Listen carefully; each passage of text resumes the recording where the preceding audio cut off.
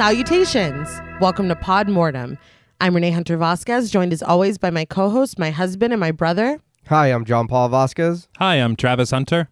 This week, we're recording live from the Borum Caverns discussing the 2005 British horror film, The Descent. This film was written and directed by Neil Marshall.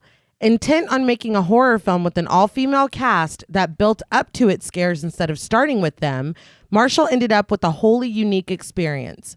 Hailed as a modern horror classic, The Descent blends themes of grief, friendship, and betrayal, all while maintaining its scares as a creature feature.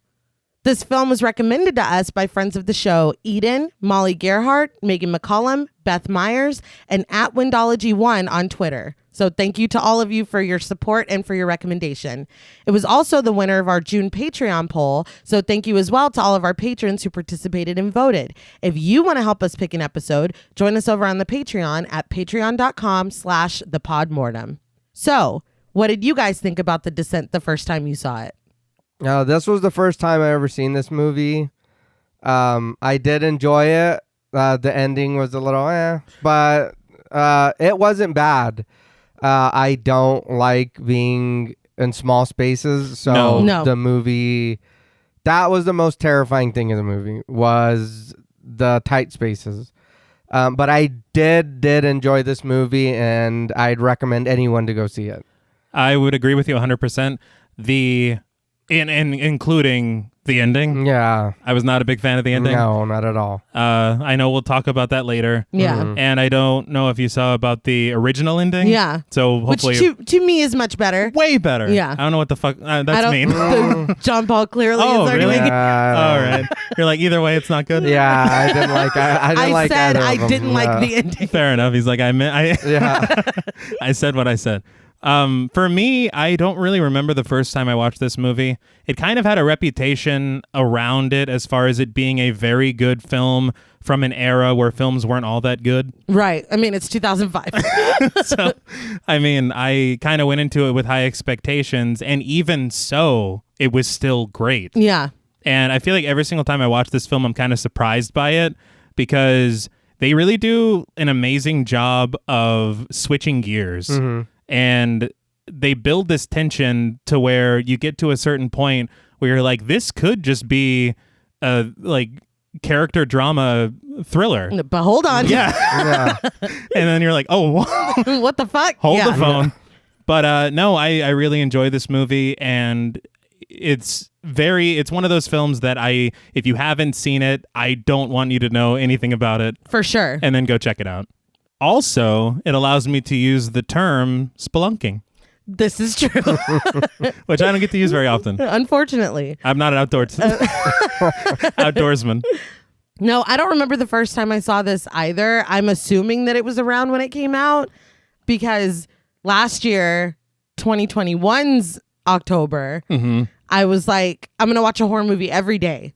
And that's a lot easier for me to say than actually do. And so after a certain point, I was like, that's 80 something minutes. That's 90 something minutes. That's the movie tonight. So that's how The Descent ended up being on there. And I knew I had seen it before. I knew, basically some shit goes down in a cave, but I didn't fully remember it. And so I watched it and I was like, I do not remember this being so fucking good at all. And then I had posted on Instagram, every day, the movie I was watching or whatever, and people were DMing me talking about how great. And I was like, I feel like it's not really talked about. Yeah, and then suddenly... But people love it. Yeah. Mm-hmm. And that's the one thing that we noticed as well is that not only did it win the Patreon poll, Yes. but it was one of our most requested films. Right. Yeah, I mean, you heard all those names I said. It was a lot of people. It's kind of like, I don't know, you can't call it can you call it underrated? Underappreciated? I would say to me it is because at least in the circles I run in, it doesn't come up. The circles I run in. The fucking BuzzFeed articles of favorite horror films, whatever. I don't see it come up a lot. And I feel like it really should get more attention or more respect than it does. Mm-hmm. I don't really run in circles, really. No, not at all. That's why I was like, what the fuck am I talking about? I feel like I'm running in circles a lot of my life, but that's a different thing.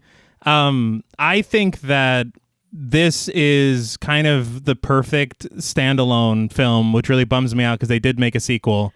I am aware that there's a sequel. I read a lot of stuff going into the background of this film, and basically the consensus is let's pretend like the sequel never happened. Oh, wow. Yeah, I would agree. I've seen it. Oh, shit. Is it the same people or no? A few. It's not the same. I think the editor of this film directed the sequel. Oh, okay. So you're like, well, at least it's got Yeah. a in bit the family. of continuity, Yeah. but Neil Marshall's like, no, Oh, no. I'm not doing that. But I did want to call out Neil Marshall because I think that his idea, and it kind of inspires me anyway, as someone who has written but wants to write more, and I'm sure you, who is in the same exact boat. Exactly. He got the idea for this film simply based on the idea of darkness. I mean, there's a lot of it in this. Yeah. And he's like, well, what's darker than a cave? And then that was all he needed. Nothing. Yeah. But I guess he had a film his debut film was called Dog Soldiers, which I can only assume is about dogs who are also in the military. I don't know. I what believe it's it's an animated film. Oh, yeah. Disney's Dog Soldiers. I'm pretty sure it's about werewolves. I don't know. I really should have looked that up before I opened my fat mouth. But I heard that it was so good that it kind of inspired a ton of actors to want to work with him. Oh, wow. And a lot of those people ended up here in this film, All right. which is pretty cool. Yeah. But he had said that film, I guess, is kind of a black comedy. And this was like his first like dive into horror. I mean, it's dark. Yeah. No pun intended. No, like no cave. I don't know what the fuck. No cave. That's not even a saying. That's not even a saying. That's the new no cap. Yeah, no cave. Now, before we betray this film, we would like to issue a warning for spoilers. Podmortem is a very in-depth podcast, and in thoroughly discussing horror films, we have no choice but to spoil a thing or two. If you don't wish to be spoiled, please go watch the film, then come back and enjoy the show. If you've already seen the film or don't care about spoilers, then let's descend. So the film opens with Sarah, played by Shauna McDonald, Juno, played by Natalie Mendoza, and Beth, played by Alex Reed, whitewater rafting together. I'm proud of myself. When I was typing the words, See, almost, the activity that they're doing, I'm like, I'm not going to be able to say. Well, he had a problem with Edward Woodward last week. I mean, that's impossible. Like, I never said it. Yeah, I refuse. But they're having the time of their lives. Sarah's husband, Paul, played by Oliver Milburn, and their daughter, Jessica, played by Molly Kale, watch from a safe distance and cheer them on. The three women scream and laugh as the rapids throw around their raft, pushing them down short waterfalls and in between clusters of rocks. So, according to Film School Rejects, they were actually in this raft. Right. Like That's the cool. actresses, they said that I think they had to get like extra insurance because you can't just do that. Yeah. And it was like it's like 250,000 pounds or something crazy. Holy shit. It's more than I will ever see. But all I know is that I was very impressed. And maybe it's because of like the cinematography and the quick cuts and everything. Because they're really just going down one thing. Yeah. It looks very dangerous. It looks intense. Yeah. It looks fun, but it is very dangerous. Have you ever gone? No, but I've watched it, and it's like, shit can go bad real quick. Yeah, I've heard stories of flipping and whatnot. Yeah. It's like, I'll stay over here. Yeah. I'll cheer you on. Be Paul, dude. Yeah. But when they come to the end of the rapids where Paul and Jessica wait, they wave to them and laugh as they paddle down the river. Juno stands triumphantly, holding her paddle above her head and crying out, but Beth nudges her over with her paddle and she falls into the water.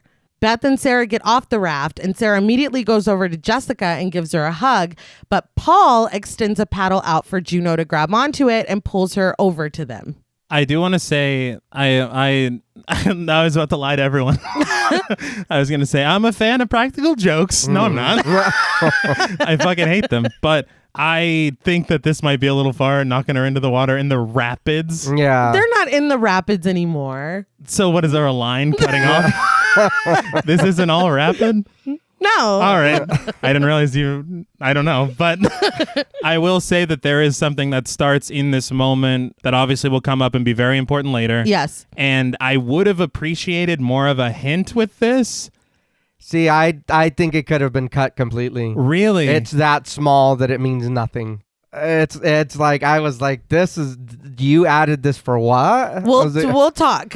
I mean, not saying that not to put it in there, but even if it wasn't, it wouldn't have made a difference. I feel like it is solely to make us feel a certain way. Yeah. And it works. About a certain It didn't for me. Really? Well, not okay, at all. We'll get to it. We'll get to it. God damn it.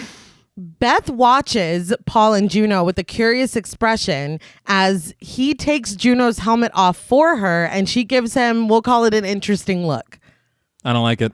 Paul says that he's freezing and is ready to get back to the car. Sarah tells him that she'll catch up to them after she helps the other women with the equipment, but Beth insists that she go along with her family and leave her and Juno to get everything together.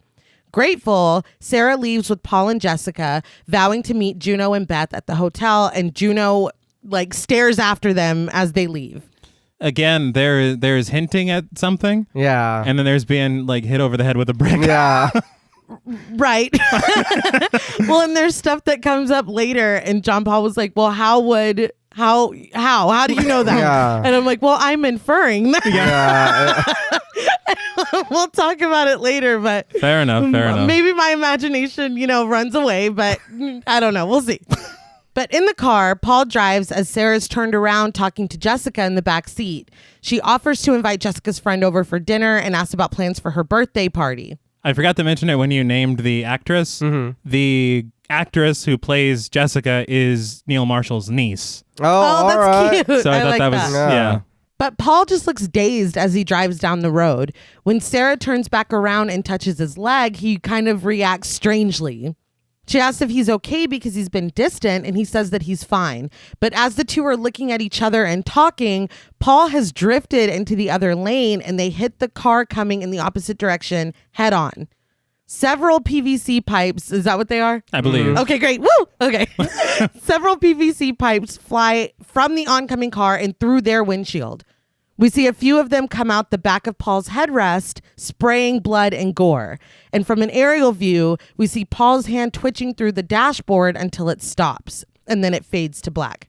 So if she'd have left him alone, he'd been alive. And all, I mean, Okay. but Paul, and you the can't be a piece of shit and keep your eyes on the fucking road? you He can was- multitask. Yeah, he was looking at her. She's like, hey, pay attention to me. So No, it's like, she was not. Well, he became even more distant Yeah. than he had been. Really, I feel like Yeah. everything. Oh no! I feel like everything that happens in this movie is Paul's fault. Well, No. it all starts with Paul. It all starts with Paul. And one thing I will say about this death is, did he previously cheat death a week ago or something? 'Cause Yeah, that's all I thought. Yeah, that was like, is this Final Destination? What it's the coming fuck? back for him. it was Yeah. it was a lot. Was that before this? Yes. Oh, well, then So, I mean, yeah, clearly ripped that off. There's a log truck later in this too. There is. Oh, wow. So Oh, maybe that's right. Yeah. they're like, yeah, we watched it. Yeah. Yeah. Great series, guys. But in the blackness, a cake is being placed in front of us. The cake has 5 candles and says, "Happy birthday, Jessica," in red frosting. As someone begins to blow them out, it flashes to Sarah waking up in a hospital bed. When it goes back, it's Jessica blowing out each one of the candles on her cake. But it cuts back to Sarah, who looks around the hospital room. One of the machines in her room indicates her increasing heartbeat as she sits up and disconnects herself from the machine. The heart monitor flatlines as she leaves the room.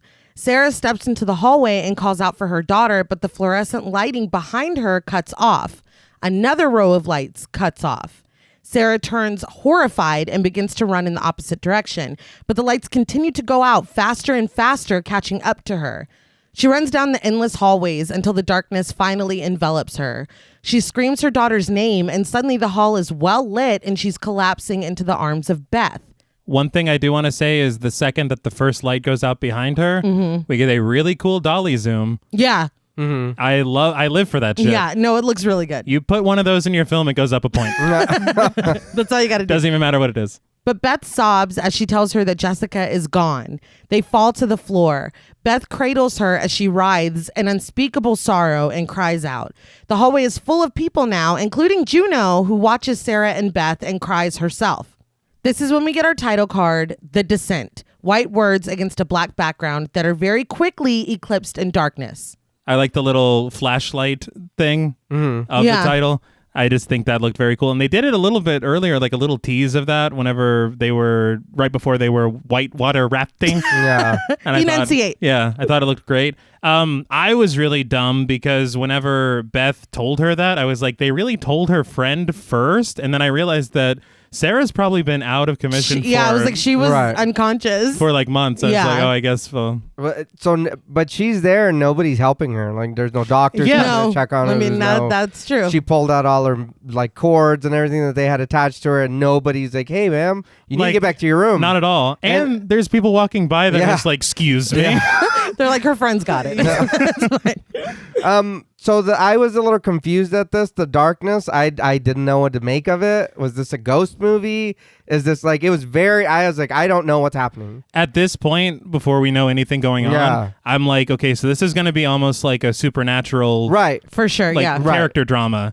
And I was here for that. Yeah. I mean, what we got, I'm obviously a big fan of. Right. But that's the vibe they're giving. Yeah, but that's not what happened. No. Not at all. I feel like it's explained a little bit, but still not completely. No. Right. I feel like it's better explained in the original ending. Yes. Yeah. And there is something very cool that was in this scene that they cut out, that I'm glad they cut out, because it kind of would make things like, it would make you kind of have too many theories about this movie. Right. What? But we'll talk about it. Jot something down so that you don't forget. Right on. Okay. You got it, boss. But we get text that reads, Appalachian Mountains, USA, 1 year later. Beth drives herself and Sarah down a winding road. When there's nothing but banjo music on the radio, Beth shuts it off, annoyed. Same. I understand. It reminded me of when Homer and Grandpa are driving away and they're playing that getaway music. That's the only reason they're being chased. But they pass a sign welcoming them to the Chattooga National Park, and the deer on the sign is full of bullet holes. Beth remarks that it's a frightening sight. So there are also a lot of overhead shots of trees. Yeah. Now, I did hear on a featurette that was actually called Beneath the Scenes. Oh, that's good. I thought that was pretty good. They had said that the three influences that Neil Marshall had for this film were The Shining, which the trees, obviously. Right. Yeah. Take a shot. The Deliverance was the other one. Yeah. All right. Which, understanding the banjo music we just heard. Yeah. Right. And other things that'll come up later. And also the sign, I think the name of the national park is a reference to Deliverance. Oh, cool. Somehow. I've only seen Deliverance once. That's the only amount of time you really need to see Deliverance. I've never seen it. It's a lot. But I did see that episode Robin. of The Simpsons. So basically, I've seen it. But the other influence I really shouldn't talk about now. So we'll get to it. Yeah. There's two more. Oh, okay. Yeah. But again, probably not. We'll wait. All right. But Beth tells Sarah that they don't need to stay out here. Putting on her best country accent, she says that they could stay in town, get wasted, and go to a barn dance. But Sarah laughs, saying that would be truly frightening. So this whole time, they're like making fun of America a lot. Yeah. And it's funny, but... Are you upset? No, it just makes me laugh because like it's a fair indictment, but You're like, don't tread on me. yeah, no, it's very funny to me because I've seen this film I don't know how many times, but I always forget that that this part is set in America. Yeah. And the second that they start doing that every single time, I'm like, oh damn, is that what? But They're like, fucking idiots. But that's something else interesting because basically everybody in this film has a different accent. yeah, Like they're all from different places, which I thought was really cool. and it's clearly the exteriors anyway are filmed in the UK, and so it's like, well, It's okay. Yeah. All right. maybe that's why I forget. I think I might be looking at my phone all the time whenever they're doing that. All the time. All the time. And then I'm like, oh, so they're obviously still in Yeah. Scotland or whatever. But Sarah says that they don't have to go, but she's not going to be the one to tell Juno that. Beth is annoyed at Juno, saying that she always brings them out into the middle of nowhere. Sarah says that Juno did come to Scotland last year, but Beth reminds her that she left very quickly. Music swells as they continue in silence until they pull up to a cabin. They park next to another vehicle. At the cabin, Juno is standing on the porch and rushes to greet them. She greets Sarah warmly with a hug before taking a long look at her face. She tells her that their other friends are inside and takes Sarah's bags from her so she can go inside and see them. Sarah leaves, commenting and tapping. Was that a cow skull? I think so. Yeah. She taps on a cow skull that's hung up on the side of the house as she goes in. Now alone, Juno asks Beth how Sarah really is, and Beth replies that she's here. She's going to need to take it one step at a time. Sarah takes a breath before stepping inside, already hearing her friends jokingly accuse each other of cheating.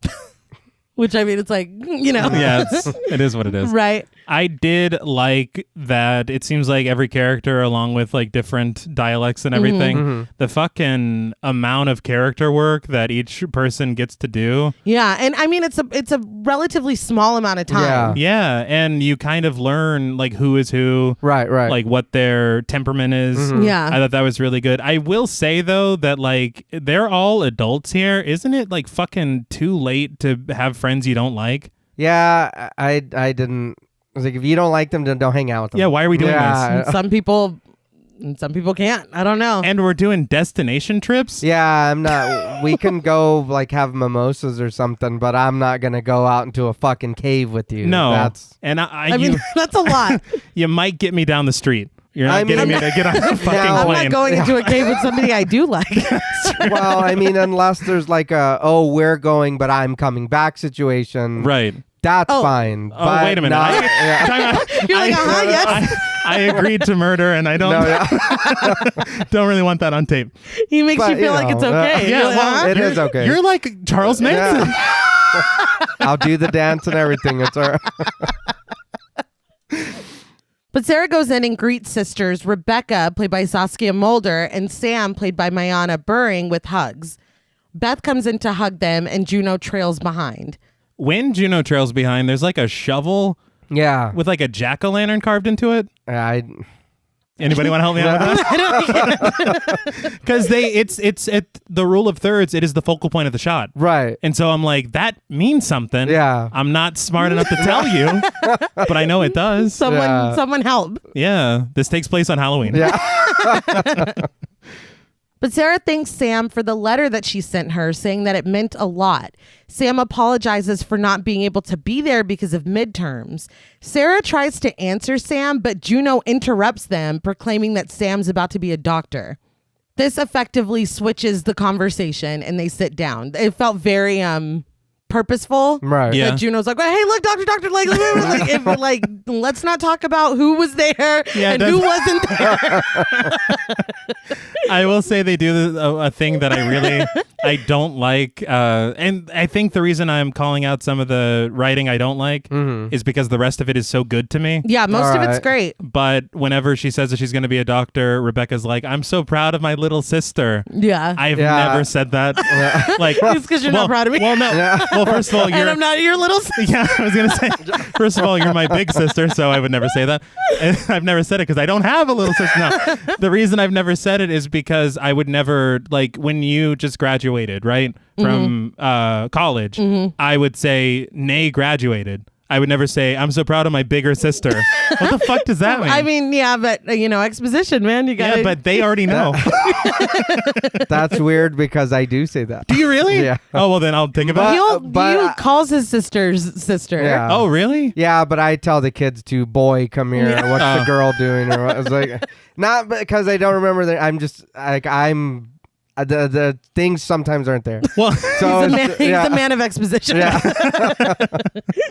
well, I'll call it cat. Yeah, Yeah. yeah. I probably just because it sounds cool. I think it's just because I'm from a big family, so there's a lot of us. So it's just like, hey, big sister, or whatever, And then my other little sisters, I just tell them, hey, sister, But I've always told them that since they were kids. But I do understand where you're coming from because I don't think I'd go to their graduation and be like, hey, sister, you did it. I'd be like, I'm proud of you, Adrian or Nicole. Yeah. You know what I mean? I was like, no, I get it. But Sam teases Beth for being over 25 before taking the bags into a bedroom. I'm like, okay, fuck you, Sam. Yeah. This is how what's the opposite of endear a character to me? But out comes Holly, played by Nora Jane Noon, who's introduced to the group as Juno's protege. Holly is a base jumper who lives in America now, who jokes that she moved here because she ran out of things to jump off of. All right. I mean, good enough reason. Right? She recommends base jumping and says that she's always looking for the next high. She says that Sarah must know all about that because Juno showed her a photo of them when they used to climb together. Juno jumps up, saying that she found a classic picture of them, and the group gathers to look at a shot of Juno, Sarah, and Beth.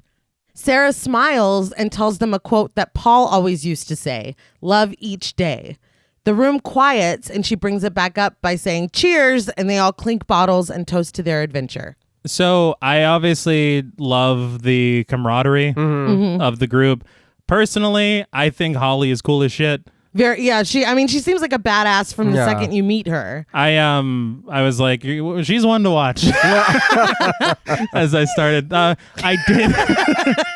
I did see that she cut her hair for this role, which was pretty cool. Wow. That is cool. It's a commitment to the bit, if you will. Yeah. I also wanted to call it because I think it was Sam or Becca that called her a mentalist, Yeah. which I just like insults from the UK. Not even an insult, but They're words so much from better. the UK. Yeah, they're so much better. Because here, if you get called a mentalist, you're like, oh, I do not have psychic abilities. But over there, they're like, you're crazy, man. You're a mentalist. I'm like, yes. Yeah, yes, I am. But that night, as they smoke out on the porch, Sam asks Holly if she's ever been to Borum Caverns before. Holly admits that she hasn't, but says that she saw it in a book once, and it's not an adventure. It's for tourists, and it might as well have handrails and a gift shop. I was like, damn. So it sounds good for me. Yeah. Right? It still sounds too dangerous for me. Now, how many handrails? The two look at each other before Sam smokes some more.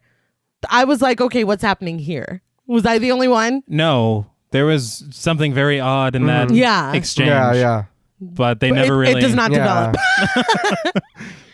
She freaks out though when Juno comes out. She's like waving the smoke away, like her mom just came out. Yeah. I thought it was really weird. That's the exchange. I thought, to me, that's the odd exchange with Juno. Yeah, Because I think that, I don't know if it's because she's Juno's protege, Right. that she's like, oh, I was told not to smoke this much weed Yeah. or something. I don't. It was just weird. Oh, and personally, what I thought was happening was Juno saw Holly out there with her friend, Yeah. and thought something was developing because Juno and Holly might have something going on. All the dynamics are a little strange. I Yeah. understand, obviously, the sisters, and I understand Beth, Juno, and Sarah.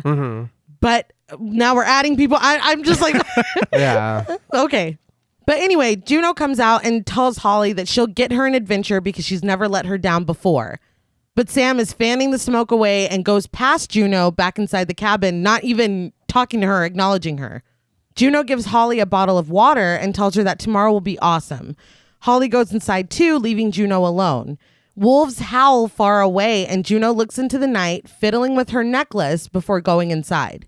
And I understand it's setting something up, but shots like that, I'm like, she's fucking plotting something. Yeah. Yeah. It feels very villainous. Especially since it's already been like, oh, well, Juno's not around. Yeah, Juno always yeah. brings us out in the middle of nowhere. Yeah. Juno. I mean, nobody really seems to like Juno that No, much. there's Except even maybe Holly. there's even that shot whenever everybody else is in the cabin having a great time. Yeah. And, And then she's, just, like, behind them? Yeah. It's like, you don't fit. Yeah, I didn't understand. I was like, I don't. What's? Why are you inviting I her? was like, I don't get it. It just almost felt like this was... You ever have somebody where you're like, things are kind of hanging on by a thread. We'll hang out one more time and see if it's still there. Yeah. Like, that's kind of what it feels like. Yeah, but this is like you're out in the woods. Right. Uh-huh. I don't think this is a one. Let's hang out one time and see what happens. I'm not saying it was a good plan. Yeah. I prefer an Outback Steakhouse. Yeah. It's like, let's go to Chili's. Yes. See what happens. It just feels and- like there's a quite a like stuff writing on this. Right. But later, next to a crackling fireplace, they ask Sam if she's still with her boyfriend. Sam replies, kind of, sort of, but is distracted when Beth comes out in some printed pajamas. The room erupts with laughter, and she explains that they were a Christmas gift before sitting down with everybody. I read that the costume department gave her this, and all the other actresses busted out laughing, that they were all laughing about it. So they added this because they really got a kick out of those. No. I don't They're see just pajamas. I know. Yeah. I don't see what's wrong with them, but they fucking like laugh. They looked comfortable. They did. I don't. Anybody listening, wear whatever the fuck you want. Yeah. Pajamas, outward wear. I don't know what they call clothes. Outward wear. That means leaving the house. Yeah, outward wear. But they ask Holly if she has a man, and she says that she's a sports freak like Juno and Rebecca, but when she gets older, she wants to have lots of babies. The room goes quiet, and the smile drops from Sarah's face as she takes a sip of her beer. It's a very sad moment. Yeah. Because it's like she was having fun and kind of forgot for a minute, and that brought it back. And there is one thing that, again, I will not forgive Juno for. But if Holly's your protege, what the fuck are you doing? Anything that's ever, if you bring me to a group of people and there's like some hot button issues to avoid. Especially, it's only been a year. Oh, yeah. Please tell me. Like, it hasn't even been that long. Because I can't even imagine accidentally hurting someone's feelings. Yeah. Right. Based on something you should have known that you did not know. Yeah, or you could have just said something before and saved everybody. You know what I mean? Yeah. But, I don't like Juno. yeah, thanks a lot, Juno. But from outside the cabin, we see the lights go out as the women go to bed. Inside, Sarah is unable to sleep, but Beth is in the next bed sleeping peacefully and snoring lightly. A bird screeches and Sarah sits up and goes over to the window. A little girl's giggle rings out and the window crashes as a piece of PVC pipe flies through and impales Sarah through the eye. Well, she did survive death earlier. Yeah. It's coming back, yeah. Sarah wakes up in her bed, though, startled from her nightmare, and lays back down. I was not expecting this. Yeah. Not at all. I feel like they don't overuse the nightmare thing, but they do it a few times. Yeah. It's on the line. You're on notice. Yeah. And it's kind of the old jump scare. Yeah. Yeah. At least it's not a cat scurrying on the car. Right, Yeah. right. But it's, The next morning, Juno takes a jog through the woods to another cabin. She knocks on the door and Rebecca answers wearing shades and clearly hungover. She asks for just 5 minutes and gets in the shower. But when the cold water hits her, she screams and we transition to Beth standing in her mirror checking her tongue. That was a great transition. It was. It was very funny to me. I will say that they've already programmed me to hate Juno because, like, when she's running through the woods, they have with the writing. Wow, really? Yeah, I did not. No, literally. This is not a joke. Whenever the scene cut and she's running, I was like, wow, we get it, Juno. You're fit. Like, that was that was the first thing. Yeah, I was like, why am I doing this? Am I that susceptible to? Good Lord. Yes. But your favorite, Juno, goes into another cabin and rips the blankets off of Sam. Holly comes out of the bathroom, and while doing a very impressive stretch, her foot is all the way up.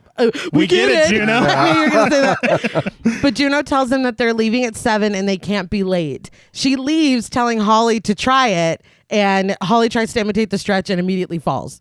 This made me like her even more. I did read that they only had one cabin. And so they just moved stuff around inside to make it look like she was going to a different cabin every time. That's funny. That's really cool. That's smart, though. It is. Yeah. I mean, that's what they had to work with. And it did look like different cabins, I thought. They left, and there's a giant flame on that candle. I was like, there's nobody going to blow that out. They're like, we're not coming back. Yeah. It'll be fine. It's like, there's a deposit on this. Yeah, it's true. Leave nothing behind. You Isn't just that bought what they yourself a say? cabin. What is this, fucking the Ross's cabin in Seinfeld? But in her cabin, we see Sarah take medication and then set the bottle down. Outside, Juno and Beth play rock, paper, scissors to decide who's going to drive. Juno doesn't want Beth to drive, so when she loses to Beth, she holds the keys out of reach and demands best 2 out of 3. Sarah comes over and snatches the keys from Juno, and behind them, Rebecca wraps an arm around her sister. Holly sets up a camera and they all stand together on the porch. Holly, Sam, Rebecca, Juno, Sarah, and Beth all stand posing and smiling. They call out sausage as the camera snaps their photo, and it freezes, immortalizing them in black and white. Now it's a lovely photo of a group, a very happy group. The very happy group. I'm sure they'll stay that way. Yeah, of course. This is not a trope used to... But we get aerial shots over a forest as their 2 vehicles make their way down the road. In the front car, Sarah is driving and Juno and Beth are riding passenger. Sarah speeds down the road, and despite Beth nervously asking her to slow down, she insists that she's just having fun. Juno laughs and she's like, yeah, she's having fun. But the car swerves as Sarah toys with the idea of taking the vehicle off-road. I was very surprised that she's flirting with disaster like this. Yeah. Like, one would think, right? Yeah, but I mean, and I paused. I got very close to my TV. I want to know what medication Sarah is taking. I wonder. But I couldn't. Like, Oh, okay. you can't. Yeah. I would like to know that because I feel like that could mean something for what she experienced in the hospital. It could mean a All lot right. of stuff, Yeah. but we don't know. And again, that only opens the door to a lot of theories. Yeah. Yeah. Because there's a few that we can probably talk about at the end. Yeah. That heavily Yeah. But that I don't subscribe to. no, Yeah. because they. Okay. Anyway. We'll get to it. Yeah. In the car behind them, Rebecca drives and offers Sam water in the passenger seat. Sam is trying to get her to set her watch, but the buttons are too small. She wants to get it to work, though, because her boyfriend gave it to her and it's sentimental. Holly laughs from the back seat, saying that if her boyfriend gave her that, she'd dump him on the spot. I'm like, damn, dude, That's Yeah. just a watch. out of the, That was a big ass watch. it was a big. big watch. Maybe not the best climbing watch, Yeah. but And I feel like I just read too much into everything because Rebecca is a very doting, very like caretaking older sister. And I'm like, Sam's pregnant. Like at this point, she's telling her to Yeah. drink water. I'm like, there's going to be some big reveal that she's pregnant. And we don't get that. No. But I feel like the breadcrumbs were there and it never happened. Either that or I'm just reading too much into everything. But I really did think that. I just thought she was the safety inspector. Yeah. Right. Like Drink she's your water. Yeah, she's Well, very structured and She is as it goes on, but I feel like maybe she's just a really, really caring big sister. And I'm like, what's the catch? you're like, I've never done I that. don't give a fuck about my younger sister. He's dehydrated as shit. Yeah, look at these crackly lips. You're killing me, Nay. But I feel like I'm always looking for something that maybe isn't there. So I wonder if anybody else thought that. But back in the first car, Beth asks if they're going the right way, and Juno tells her to just relax because she's never been lost a day in her life. I'm sure that's not going to come into play later. Yeah. Oh no. In the second car, Sam asks Rebecca if she's ever done these caves before, and Rebecca says she hasn't, but they're only level 2, so they're safe. Holly says boredom caves, more like boredom caves, and that's when I was like, okay, Holly, we see each other. The only danger, according to Holly, that they're in is of her falling asleep. So again, with Rebecca checking the level of danger of the cave. Yeah. Like we're getting really cool character moments. Yeah. Finding out who these people are. Right. And of course, Holly still remains my favorite. She's got puns, man. She does. I mean, that really just puts you ahead in my book immediately. Yeah. It's like a dolly shot. But the cars come to an abrupt stop and everyone starts to get out. Juno gets out and hesitates for a moment before reaching back into the car. She takes her guide to the Borum Caverns and sticks it in the glove box. The women gear up with their equipment and close up the cars. See, she might as well have kicked that fucker in the creek. I was going to make the same fucking joke. I'm sorry. No, but this is bad enough, but it gets so much worse. It's kind of unbelievable. Yeah, I didn't I was like, why are you doing that? She's like, extreme, man. I don't know. But Juno leads them as they begin their hike. She says they're supposed to come to a river and follow it to the cave entrance. But when someone ponders how Juno could know that there's a river up ahead when they can't hear it, Rebecca says that Juno already came up here to scout ahead of time. This is the first rule, according to Rebecca. You file a flight plan and then you stick to it. Rebecca goes on to say that rule number 2 is you don't wander off.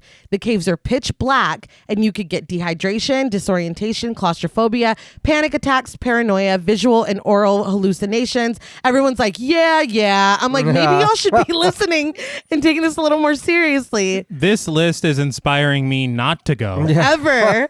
Why are we out here? But if they all have experience, I can see why they wouldn't be too Yeah. bothered about it. Yeah. But still, it looks like fun or it sounds like it, but I'm sure that's very dangerous. Oh, God, yeah. I just feel like as she's going on with these things that Yeah. could happen, and they just keep getting worse and worse. It's Everyone's like, shut. Well, she's killing their good time. Yeah. I guess, but It's like the end of a fucking prescription drug commercial. Yeah. could cause the hallucinations, disorientation, claustrophobia. It's like, what? I was going to say one that was going to give shit away. Yeah. And I'll keep that to myself. but they follow the river, and when they come to a clearing, dozens of birds startle them as they all fly away. They had been like camping out on a dead deer. Shielding their noses from the smell, they approach it and Holly takes a photo. They're like, nice, Holly. Yeah. But the deer has clearly been killed and it's covered in maggots. They ponder what could have done this, but continue on the hike. Well, they kind of like kneel down and I'm like, leave it alone. Don't Yeah, touch Go it. wash your hands. Yeah. I was Yes. like, I don't know That's what how you're you doing. get deer pox. Yeah. There's literally no need to even like, and also, I mean, you know, I understand nature happens, Right. Yeah. but at the same time, Well, like a lot of stuff out here could have done that. yeah. But I mean, omens and shit. Yeah. Right. But finally, they come to the opening of the cave, and it is just a huge hole in the ground. Beth tells Juno that she must be joking because she's an English teacher, not Tomb Raider. I liked that. That's pretty good. But Juno just says that she'll be fine. We cut to them setting up the lines and sending down the ropes. Juno stands on the ledge, giving orders as she prepares herself to go in. She tells Sarah and Beth that they're to come down after her. Sam is supposed to stay with Rebecca and do whatever Rebecca does. She tells Holly safety first. No stunts this time. She tells them all that she'll see them down there and begins her descent. So there's like a lot of really cool use of kind of very well hidden green screens and CG Right. and matte paintings and stuff. Oh, wow. Like the overhead shot of them looking into the cave. Yeah. That's CG. Oh, nice. Like you would never guess. No. No. It's just very well integrated. There is one thing coming up that is kind of not very well done Yeah. CG, but I mean, it's 2005. But Give him a break. I wanted to say I love the shot of them descending into the cave Yes. and how vast it looks in the frame. I think that this film has excellent cinematography. Yeah. The cinematographer is a guy called Sean McCurdy, and I think that he really does an excellent job here. One of the things that I knew Neil Marshall from outside of doing this was he directed 2 very big episodes of Game of Thrones. Very big episode. Yes. If you recall the episode called Blackwater, which I think was the Battle of Blackwater. Oh, man. And he did the one with the wildlings and the Night Watch. Right. Big battle there. He Yeah, directed yeah. that At one as the, well. oh, man. At the wall. Yeah, that was good. Yeah. Back when it was, you know. Yeah. Back But- before it got abruptly canceled. Yeah, Right, Ken? and we never, it just never ended, remember? Right. But Sean McCurdy was actually the director of photography for the Blackwater episode. Oh, All right. wow. And I think he worked with him on Dog Soldiers, which we talked about at the beginning. Yeah. Yeah, the So- animated film. Exactly, yes. Yeah. Of those adorable dogs in military coats, I believe. I think it's called Paw Patrol now. That's right. Right. The show That's- they made. yeah. Yeah. That's the Yeah. reboot. But back up top, Rebecca fusses over Sam, who takes exception because she's done this before. She tells Rebecca that she appreciates her looking after her, but only in small doses. This is, again, I'm like, Yeah. when's it going to come out? You know, it does. Yeah. For some reason. But water rains down as Juno plunges into the darkness of the cave. She calls up that it's beautiful and they all need to come and see it. Sarah joins her at the bottom, followed closely by Beth, and they're both amazed at the view. Holly yells out as she zooms down, not like the rest of them did. Yeah. Yeah. And once she reaches the bottom, Juno immediately jumps her ass. She tells them that they're going to do this safely and slowly and following her lead. Rebecca and Sam join them down in the caverns. So in all fairness, it is beautiful. Yeah. It is. I honestly wouldn't mind doing this, but not with my family. I need a guide of like 10 people. So that they Experience. can, so Yeah. they can like just carry me through there. I don't have to walk. Carry you? I don't like. They just So you like don't look, wanna do just this. look. Yeah. It's like You're just like in okay. their backpack, just Yeah. looking around. Wow. The little cat bag. Yoda. Yes. So, yeah. The bubble. The Yeah. dome. Because I don't want to smell it either. Yeah, no. But as long as the danger level is 0. Yes, then, it's yeah. 0. Not even low. Well, look at what happened to them. Fair. I don't, yeah, I Right. don't. I Very mean, fair. You're And I not hear wrong. I hear what happens here happens a lot to people All who the go. time? Goes- Happens more often than not. yeah. One cool thing I did see on that featurette is that not only did the cast take climbing lessons together as like a way of bonding and also kind of getting familiar with the stuff that they were going to be using for the film, but the crew also went spelunking around the UK. All right. Because then it gave them kind of an idea of like how they said, I think, to appreciate the vastness of large spaces Yeah. and fear Oh, no. the I know what you're about to say. Yeah. The opposite of large spaces. It's so upsetting. I feel like when we covered As Above, So Below, yes. same thing. It's the like duality of this being seemingly infinite and also painfully constricting. Yeah. It's too much. I honestly never thought I had claustrophobia at all. But seeing some of these scenes, I'm like, okay, maybe. Physically, I don't like it. I'm physically uncomfortable just watching it. I also wanted to mention the caves because this surprised the shit out of me. The caves, all the interiors are a set. Really? Yes. Yeah. Oh, wow. Like could not. It looks like No, they're it in a looks fucking good. cave. Yeah, it looks real good. They didn't film inside of one real cave. Was this like the old set of Fraggle Rock? Or like they built it from scratch? They reused some of like whatever Jim Henson did. Let's do that. You see that some of the Muppets make a cameo. It's like, those are Muppets. Right? No, take dude, them it's out. fine. I said what I said. So get rid of them. Yeah, we'll replace them. We'll do it in post. Yeah. But they had said that, like, I think the walls are sculpted off of, like, I think real caves that they went around and looked at. Oh, nice. I think they're made of polystyrene foam. Oh, all right. That is so impressive. Like, I think it's just the way that they're painted and everything to give them this real. No, it looks good. I would have never guessed. Never. No, I think they said they made a total of 6 caves and that a lot of the caves are reused, but just redressed to look like different places. Like the cabins. Right. Yeah, seriously. Hey, it's using that budget, man. I mean, that's smart. But it just looks so good. It really does. But as Sarah looks around, she sees what looks like deep, bloody scratches in a rock. Does she mention this to anyone? No. Okay, that's a problem that I have going forward. Yeah. okay. But when she puts her fingers up to them, they match. Like they look like claw marks. Yeah. She continues looking around, again, not saying anything to anyone, as Juno closes her eyes and lets the falling water hit her. I'm sorry, but that was a big thing too that bothered me. Was that her not saying anything? Yeah. And I was like, this is not. Yeah. It's like, I would have immediately said, someone come get an extra eyes on this. I need somebody else to see what I'm seeing. Well, I mean, the fact that not just nothing. It's not. right now we have a clear way out that we can see. Yeah. I see so it right maybe there. now's the time to bring up if you see some funky shit like bloody claw prints. Maybe we should in a go rock. past this. Yes. Yeah. I think what bothers me the most is that it's not just claw. Yeah, no. That we could probably, and even then I would direct you guys to be like, dude, look at this shit. Yeah. But there's blood. Yes. That's it. No thanks. Let's go get a coffee instead. Yeah. But at this point, Sarah is frightened when about 10 million bats come flying out from between some rocks. Juno laughs and is like, everything's fine. It's like, dude, you're acting like you planned on that. Look, I love real bats. I've never encountered that many CG bats in my life. But so maybe they're scarier. Yeah. You have. But they watch as the bats fly up and out of the caves. Holly records and does the count's voice as she pretends to count the bats, but Beth tells her to fuck off. Okay, that was too far. Yeah. Like, God damn. First of all, it was an excellent joke. Yeah. Holly should be very proud of herself. Also, in that moment, I realized how genius they were to call him the Count. Yeah. Because he counts. Yeah. Am I late to that or? But it was a really good joke.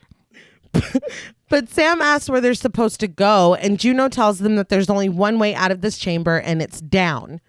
They climb down a very narrow and very dark passage. With only headlamps and flashlights to fight against the impossible dark, they crawl through to another chamber. That is another thing that I love about this film is their use of real lighting.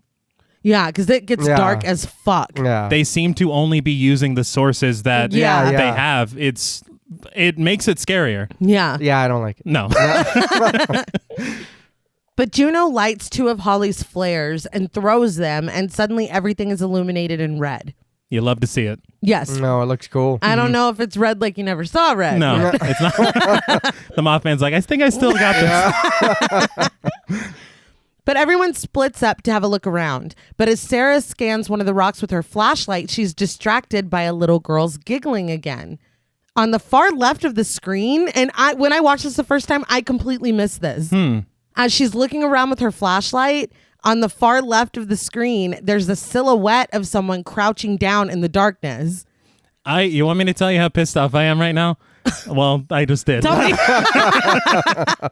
I looked up because I heard of such things, and everywhere I looked said to look in the lower right-hand side of the screen. No. And I said, I don't see shit. Yeah, no, there's not shit there.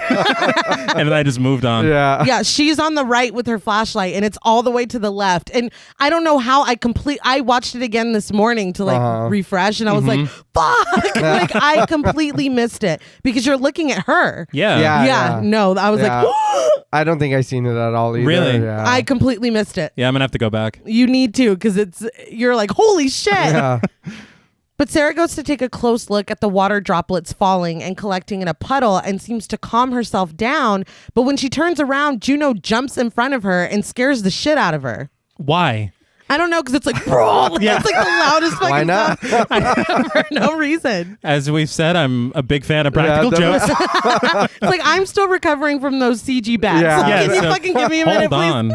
And she's trying to get on her good side again. Yeah. I know it's a bad place, but I'd be like, you motherfucker. I'd be mad. Yeah. Well, I mean, we're in a dark cave. You know what I Yes. mean? It's like, well, what other chance are you going to get to do that? You know? You got to take this opportunity. I'll get over it. It's coming knocking. But Sarah laughs it off and joins Juno when she says it's time for them to eat. We cut to everyone but Holly sitting together, most of them eating. Juno tells her to join them, but Holly can't stop taking pictures. She says the cave is actually a lot cooler than she thought it would be. Juno tries to give Sarah food, but she tells her that she's not hungry. Juno asks if she's okay, and Sarah reminds her that she's not going to break, and she's the one that asked to come anyway. Juno's eyes fill with tears as she takes a moment to apologize for not sticking around longer after the accident. Sarah doesn't even reply to this. Juno says that they're all here for her now, though, and Sarah says that she's feeling out of it. It's probably just jet lag, but she's going to take a look around. She gets up, and Juno tells her to try to find a way out of here, but Beth reminds her not to wander too far. Holly takes Sarah's spot and asks what's wrong with her because she looks like she's seen a ghost, and Juno's like, she's fine. See, this would be the perfect time to They're say, like, by the listen, way. some horrible fucking shit happened last year. But like, it should have been before that. Yeah. And she still doesn't. She's just like, Holly, shut up. Like, how the fuck am I? What did I do? Yeah. I did want to call out because it seems like Juno is having some kind of like, I would say a sincere moment. Right. She was, I mean, her eyes were filled with tears. She Yeah. was very upset. And they were very shiny in the They cave. were quite shiny. But when I saw that, I was like, well, that's growth. Yeah. Yeah. Because you've already made me hate her. I feel made me. Yeah. I feel like it's good because it's very easy to kind of cast somebody as the villain and then that's all that they are. Yes. But Juno makes some big fucking mistakes, but she's not a cartoon villain. She's still a person. I think a lot of people forget that everybody is a lot of things. Yeah. Yeah. And you can do fucked up shit and still not be a monster or Yeah. not be a horrible person. So I appreciate that moment. Otherwise, it would have been very easy to just be like, somebody kill her. Or, you know what I mean? Yeah. But Sarah wanders around for a bit before actually finding the hole that leads to the next passage. They all go over, and although someone remarks that it's a bit small, they get ready to proceed. Rebecca tells Juno that this is a lot different than what she expected from reading about it in the book. And Juno's like, that's why I don't trust books. There's so much open to interpretation. I'm not going to say anything yet. But when Sarah comes over and asks if something's wrong, they both tell her that everything is fine. Holly, though, declares that she's taking point and squeezes herself through the tiny hole. This is when I'm like, I can't breathe watching her do this. Why? That's the only thing that went through my head was why, ladies, why? Yeah. Why? Just why? I That's just like, I understand people like to explore things. No, yeah. But to me, this just if you have to do this to get somewhere, we're not meant to go over there. Yeah, no, that whole No too one small. is. Yes. Yeah, we don't need to go there. No, it's not important. Is there a fucking coffee shop over there? Yeah, I don't think so. So it's not worth it. No. But Holly crawls through water and up another passage. We get this shot from in front of her backing away as she crawls, and it's great because it's like so it's a lot. And again, this is a perfect marriage of the cinematography and the production design. Yeah. Yeah. I meant to say production designer is Simon Bowles, and he did a great job. Oh, yeah. Great Sorry. job, Simon. Yeah, I try to name people because. Well, yeah, they worked hard. Yeah. Yeah, there's a lot of people that make it happen. Exactly. Yeah, not just the director Yeah. and the actors. Yeah. That's yes. Yes. Yeah. Because that irritates me when people think, like, especially auteur filmmakers that do the writing and directing, everybody's like, well, they did the whole thing. Yeah. Like, man, you know how many Yeah, fucking people? no. Yeah, There's a lot. of people behind it. Simon Bowles. But the passages are incredibly small, and there's a faint rumbling sound as Holly makes her way through. After reaching another chamber, she calls out to the rest of the group that she made it. Juno and Beth go next, but as Sarah starts to climb in, she hears the giggling behind her and stops and takes one more look before going in. I'm guessing that Sarah's the last one and that Rebecca and Sam already crawled through, but we don't see that happen. Right. Is that a deleted scene? I don't know. I don't know. But Juno and Beth join Holly on the other side, but Beth starts to get worried when Sarah doesn't emerge. Sarah is in a tight curve and calls out that she's stuck. Beth tries to calm her down, but Sarah, understandably, is in full panic. Beth crawls back for her and finds her. She asks her friend what she's so afraid of, and Sarah pants that she can't move. Beth tells her that she can move. She tells Sarah to look at her and says that the worst thing that could have ever happened to her has already happened. There's nothing else left to be afraid of. She asks Sarah, how do you give a lemon an orgasm? You tickle its citrus. And the movie gets a point just for the fucking joke. That's fantastic. And I heard like a lot of men have trouble finding the citrus. Oh my God. But it's right there in the produce section. Like If you just put a little effort yeah, into good it. Lord. But Sarah joins her with a little bit of laughter and is able to grab hold of Beth. She asks Beth, what about the rope bag? And just then, the cave rumbles again, and the unbelievably tight passage gets smaller and tighter. Beth tells her, fuck the rope bag. She yells at Sarah to move, now. Sarah's able to crawl out just as the rocks fall into place and completely close the passage. This is when I'm like, Sam and Rebecca had to have gone through. Yeah, there's no way through now. They're like, guys? Is it safe? I think this was the point with the cave-in where I was like, I think I'm starting to get on JP's zero risk situation. Yeah, I mean, it doesn't make any sense because if these are scouted out caverns that there's a map for, that should not have happened. Yeah, at all. Already getting a little fishy. I had a panic attack watching this. Yeah. I was sitting there very uncomfortable, and it wasn't like I'm scared. It was like I hope that lady gets out. Yes. I was Yeah. like, oh my God. It actually made me worry for Yeah, her. It's terrifying. Yeah. And also gave me more of appreciation for Beth. Yeah. Oh, yeah. No, I love Beth. Because the way Yeah. that she, that was very, very Holly's sweet. your favorite. Beth is my favorite. All right. And John Paul's got the only one riding for Juno. Yeah, I guess. It's like picking our favorite Beatle. I like the cave. like the cave? Cave is nice. I'm cave's rooting cool. for the Yeah, cave, personally. But for a split second, we see the birthday cake again with lit candles before Sarah's name is yelled and she wakes up covered in dust. They all cough and check in on each other. No one is hurt. Juno advises that no one moves until the dust settles. Holly tells her that no one is going anywhere, and when Juno sees the collapsed rocks over the entrance to the passage, she can't help but agree. Rebecca reminds them that in the guide, they list 3 ways in and out of the cave. She asks Juno to check the book to make sure that that's right, and Juno admits that she didn't bring the book because she didn't see the point. Rebecca says that she knew something wasn't right. Beth says that it'll be fine because they filed a flight plan. If they don't check in, someone will come looking for them. I really am just getting Blair Witch flashbacks. Yeah. Mike, are you fucking kidding? Yeah. Please tell me he's kidding. You're fucking You fucking killed us. If we die out here. But If you bite me one more time. But Rebecca says that, yeah, with the flight plan, that's the way it's supposed to work. But the flight plan that she filed was for Borum Caverns. She says, this isn't Borum Caverns. Is it, Juno? So this is when I'm like, Mike, are you fucking kidding? This is when I'm just in complete disbelief because I thought it was bad enough that she left the map behind.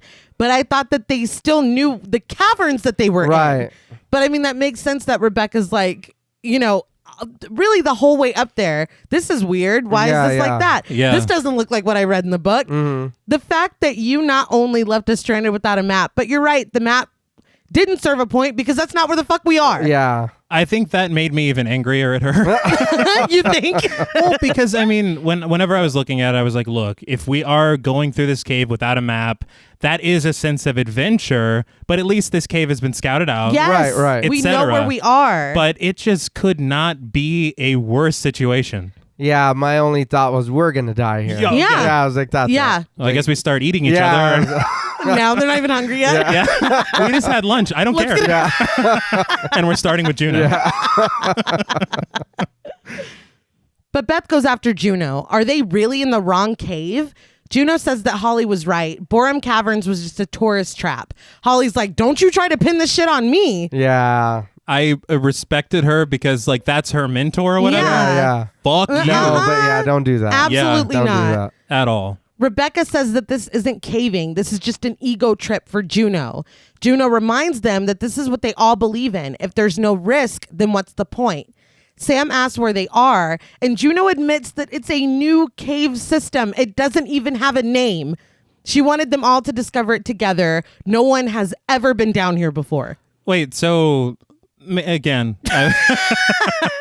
I'm really not a fan of hers. I really got to double down on my distaste for Juno. And I've never gone caving or spelunking, obviously. Yeah. But can just fucking new systems open up like that? Well, I know they found. I'm not even gonna try to say the name or where I seen it, but there was a sinkhole and they found like a whole ecosystem down there. Fuck. No. I'm sure. Yeah. Really, no. I'm sure there's places we have no idea what's I was going going to say, on. there are That things is that true. we're just not supposed to know Yeah, about, and we just no. need to be okay with not knowing about it. That's fine. I think Yes. Yeah. Keep your secrets. Yeah, that's fine. But Sarah looks around at the stalactites dripping from the ceiling as Juno says that they just need to find a way out of this chamber and keep pushing forward. Beth tells her that they all trusted her. She says that Juno told her that this would be good for Sarah, and she doesn't have any idea what she's been through because she couldn't get away from them fast enough. She calls Juno a selfish cow. Yeah, she did. Yeah. She did say that. But in her face, Juno tells her that all of them lost something in that crash. Okay, number one, I do want to say that I'd rather be called a selfish cow than a grotesque cow. Yeah. But Agreed. number two, you're really putting shit all on Front Street by saying that. Oh, yeah. I really hope that they were borrowing your car or something at the time. And that's what you're talking Even about? if you didn't mean it Maybe. in the even if you didn't mean it in the way that we're all inferring that you meant it, what a fucking selfish, cruel, insensitive, unbelievably horrible thing to say to the woman that lost everything in that crash. She's Sarah's right there. Yeah. I can't. But addressing the rest of the group, Juno says that it is rare, but sometimes cave systems break down. But if they stay here, they'll definitely die, so they need to move. We cut to Sam stepping out into a clearing and Juno yelling at her to not take another step. She lights a flare and throws it. It lands on a ledge, and we see that the women are standing on another ledge of a chasm. Like, it is huge between the two landings. Believe it or not, this is a matte painting that you Holy see. shit. Yeah, I'm not gonna lie. I thought, I was like, that's not real. And then the more I looked at it, I was like, that's a real fucking thing. I was like, I didn't even question it. I'm No. like, well, fuck. I thought for a second, and then I was like, no. I was like, how the fuck they get in that cave like that? Yeah, I was like, how they they doing gotta this? build that shit. Yeah. Are they okay? Yeah. But between the two ledges is a steep, deadly drop. Beth tosses a rock down, and they wait a very long time before they hear it hit the bottom. I'm sorry, but after that, I'm like, well, we're cave people now. Yeah. I guess, yeah. What can we eat down here? 'Cause are you going to finish your rocks? Yeah. But Rebecca says that one of them needs to get across so that they can rig a line for the others to follow. She asks where the other rope bag is, and Beth has to admit that it was lost when the cave collapsed. Unbelievably brave, Rebecca uses what equipment she has to climb along the ceiling. As she gets nearer to the ledge on the other side, she realizes that there's a piece of equipment latched onto the ceiling of the cave already. These motherfuckers are crazy. Yeah. Like when she said that, I was like, you're not jumping that lady. She fucking And, yeah, I mean, she does Spider-Man, it. that motherfucker. She did. Okay. I was like, we'll find another way out. Yeah. And this is where my fear comes in, is first of all, the heights. Oh, no, yeah. Oh, yeah. And then, look, we are already in a very bad situation, but discovering that piece, Already Yeah. there. that's We're no. horrifying. Oh, no, yeah. This is undiscovered. Nobody's been down here before. Bullshit. What? Yeah. Yeah. That Is that natural rock? it just does that. That's fucking terrifying. That's how they started spelunking. They're Yeah. like, dude, clip onto these. The cave wants us to. He likes it. But the group asks Rebecca what's wrong, and she chooses not to tell them. She uses the rung that was already there to complete her journey across as Juno feeds the rope through. They throw rope to the other side, and Rebecca sets it up for them to get across. Holly goes, fucking hauling ass, then Sam, then Beth, who goes slowly out of fear, but she makes it.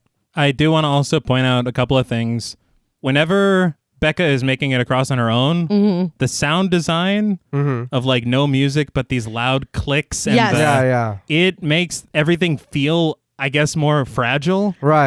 That's something that I want to bring up later on. Okay. Because I feel like not having a score right now, not having any dramatic background music, you're stuck in this moment of this still quiet cave, trapped. I mean, I feel like it is just so much more impactful only hearing that. Yeah, because, and there's a lot of really good music that comes up later. Yeah. But this bit being silent was the best choice. Yeah.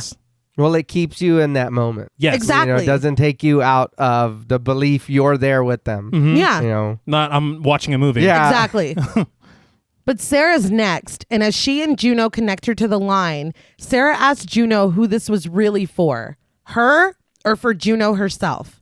Juno says that it was about both of them, getting their relationship back to the way it used to be. She thought they could claim this place together and name it, maybe even Sarah's name.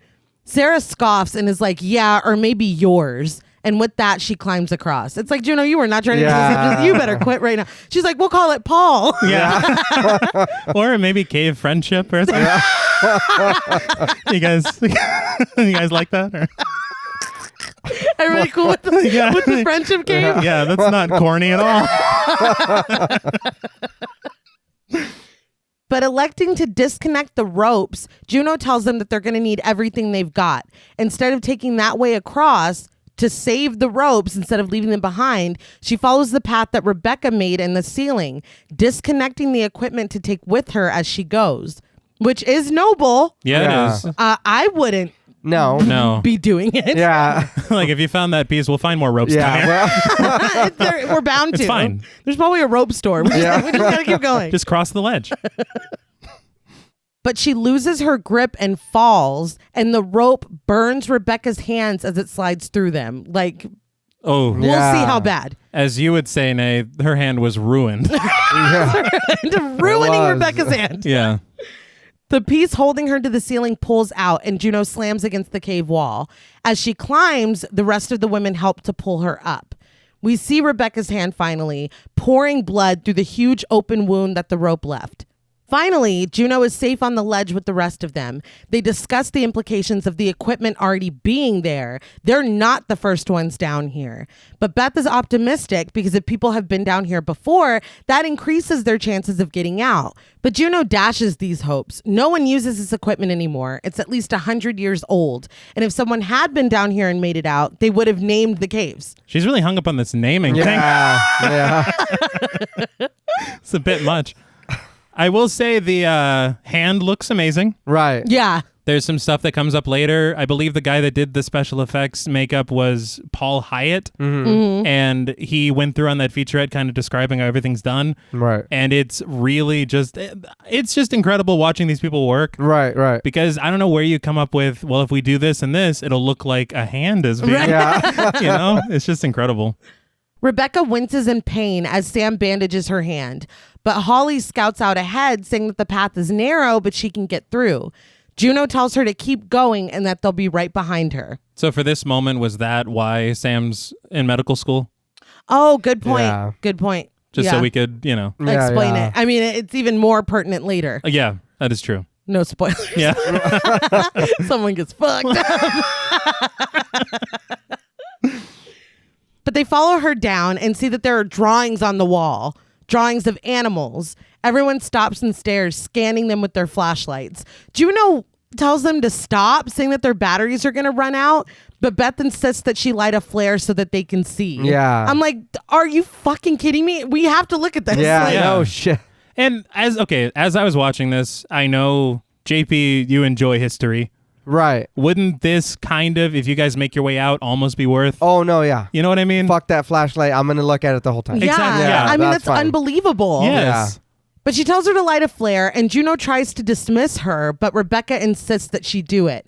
She does, and Holly immediately tells her that this was useless, but it wasn't. Beth explains the drawing now that they can see all of it. The mountain has 2 entrances to the cave. Now, I don't remember if this is when the music cue hits, Yeah. but it's just the music from The Thing. Like, and they play it so much, but it's that dun dun. Well, that's what I was Yeah. going to say. The other influence was The Thing. Oh, well, then, Yeah. Yeah. I guess. And then there's one more. Yes. But they head further on, intent on finding that second entrance. As they go, though, in a side hatch, something shrouded in the shadows opens its mouth, letting out a string of saliva and a growl. They come to an end in the path with multiple holes to crawl through. Using a lighter in each of the holes, Juno finds the one with outside air, which flickers the flame, which I'm like, genius. Yes. Yeah. Immediately, Holly pushes past Juno and climbs into the hole. Juno yells after her to slow down, but Holly doesn't. If anything, she goes faster. Why are you running? Good Lord. She races through the hole until she sees daylight. She calls back to the group that she found the way out and continues toward it, ignoring Juno's cries to be careful and slow down. She yells at Holly that it's not daylight, but Holly slips and falls. When that happened, I was like, Holly, I love you. No. I just don't want to see it. No. Juno grabs her hand before she can fall into the tunnel, but slowly loses her grip. Holly falls into the hole and hits the rocks hard. She hit that rock harder than Tyrone Biggums. She did. Once she's able to answer, she calls up that she's hurt her leg. Juno tells her to stay put and that they'll come down after her. Holly looks down and sees that she has indeed hurt her leg. Oh, yeah. Well, she says, I think I hurt my leg. Like, Yeah, bitch. it's like, Yeah, which allows me to tell the second joke because she hit that rock harder than. Nope. Sorry. I fucked it up already. That's just the first Yeah, joke the again. second joke was she hit the rock harder than Stone Cold Steve Austin. But I had to get both of them in there. I'm sorry. But it's a compound fracture. The bone juts out of her pant leg. She tries to check it out and screams in pain. They come down to her and Sam cuts her pant leg, and it is bad. Beth's knee-jerk reaction is to call it fucking disgusting. And Sam is like, stop. That's not Not helping. helpful. I bet it looks bad, and I bet yeah. it hurts like a motherfucker. Yes. It's like, that's nasty. Yeah. It's just not helpful. But they snap into action. They lift her up and get to work, making a splint by breaking the handle off of an ice axe. Sarah is helping, but is distracted when she hears the little girl's laughter in the pathway behind her. You got to let that, Yeah, I mean, now's not the time. Yeah. We can talk about that later. Right. When Juno turns to ask Sarah for help, she's gone. She wandered off in the direction of the giggling. Before she can go after her, Sam commands her to come back and help hold Holly down. She's going to splint her leg, but she can't do that while the bone is protruding out of the skin. She needs to push it back in. She explains to Holly what she has to do, and Holly tells her that she hates her, but asks her to do it. In the pathway, Sarah finds a discarded helmet, I think. It's very dark. I think it was a helmet. I think Yeah. As she picks it up to examine it, something moves further down the tunnel. Back with Holly, they give her something to bite down on, and Sam pushes the bone back in. Holly screams, but Sam gets the bone back in and calls for her medical kit. So first, I want to say those bits of green light are really tasty. Right. I love the look of those. But this leg thing, her leg, I guess they call it. This leg This thing. leg situation is actually a slip-on prosthetic. Oh, wow. All right. And like that has the little bit hollowed out, and they just pop the bone in. Oof. All right. And I think it has a blood pump attached because it's pretty rough. Yeah. But again, a slip-on. Yeah. Yeah. It's genius. It's not a fake leg. No. That's Yeah. that's pretty incredible. Just incredible. But Sarah sets the helmet back down and hears the growling coming from the tunnel and looks in that direction. The dim light of her headlamp scans through the tunnel and illuminates something. It's humanoid, naked, growling, and pawing at something. When it realizes that it's been seen, seemingly, it jumps back into the darkness. It did like the gremlin on the Twilight Zone. Yeah. Yes. Oh, shit. Just, oh. But that, to me, that's kind of when we shift completely. Oh, yeah. Yeah. This is not what we thought it was. No. I mean, like, I said humanoid for a reason. Because Yes. it didn't... It's humanish. Yes, and we'll get to that too. Yeah. I think my thing is that from the point on, wherever they're kind of stuck and having to search for a way out, that's a horror movie on its own. Oh, yeah. Like, we could just have this movie where they're, maybe they bicker and fight and maybe they do resort to cannibalism or Right. something. That's a movie, period. Yeah. But then what happens? No, they really add some hot sauce to it for sure. But Juno comes up behind Sarah and she tells her that she saw something. Sarah turns to show what she saw, but Juno just promises to get her out of here. She tells Sarah that she has to stay with her and that there's nothing there. I think it's at this point that Sarah says that whatever she just saw, that they should ask it for help. Yeah, she does. I mean, no. Desperate times. I mean, I don't know. He's like, oh, I'll help you, all right? You guys clearly know your way If around. we're the only ones who came in this cave and there's somebody down here, I'm not asking it. No, I don't Like, want to know you. Do you have directions? Like, we need to get out. It's Yeah. like, no. Just starts pointing at his Yeah. belly. Right, sure, I'll show you this way. You could fucking talk. But Sarah pushes past her to go back to the rest of the group. They enter into the chamber where Sam is telling Holly that it will hurt and she can't put weight on it, but she'll at least be able to move it now. She's done the best that she can.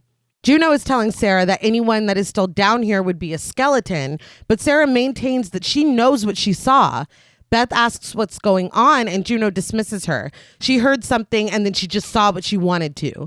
Sarah is furious. She saw a man. I mean, we're loosely Yeah. we're using the term man pretty loosely.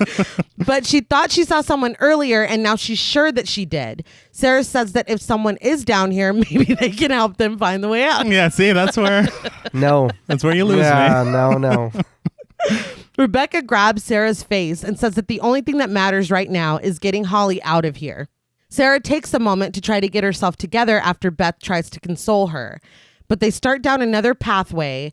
Holly's like, we're going the wrong way. She says that she saw daylight, but Juno explains that that wasn't daylight. It was phosphorus in the rock. They're 2 miles underground, so the only light around here is their light.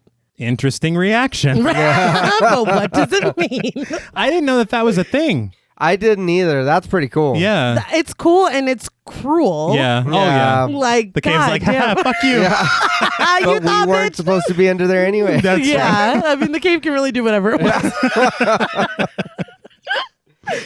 But as she limps along on her broken leg, Holly yells that it looked like daylight to her. Still using her trick with the lighter, Juno takes the lead and tells them where to go. They come into a tunnel where water pours down on them like rain. They climb up to a ledge above the water and set Holly down. Sarah asks for the infrared view on Holly's camera and she hands it over. Sarah scans to reveal that the ground is littered with bones, but they identify them as animal bones.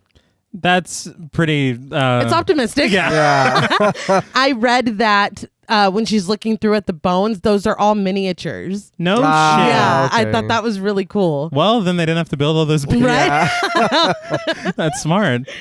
But they ask Juno which way to go after she consults her lighter, and she tells them to take their pick. There's no breeze at all to follow. This is when they begin to fucking panic. Sarah watches through the camera as Juno tries to calm everyone down, but they begin to scream out for help.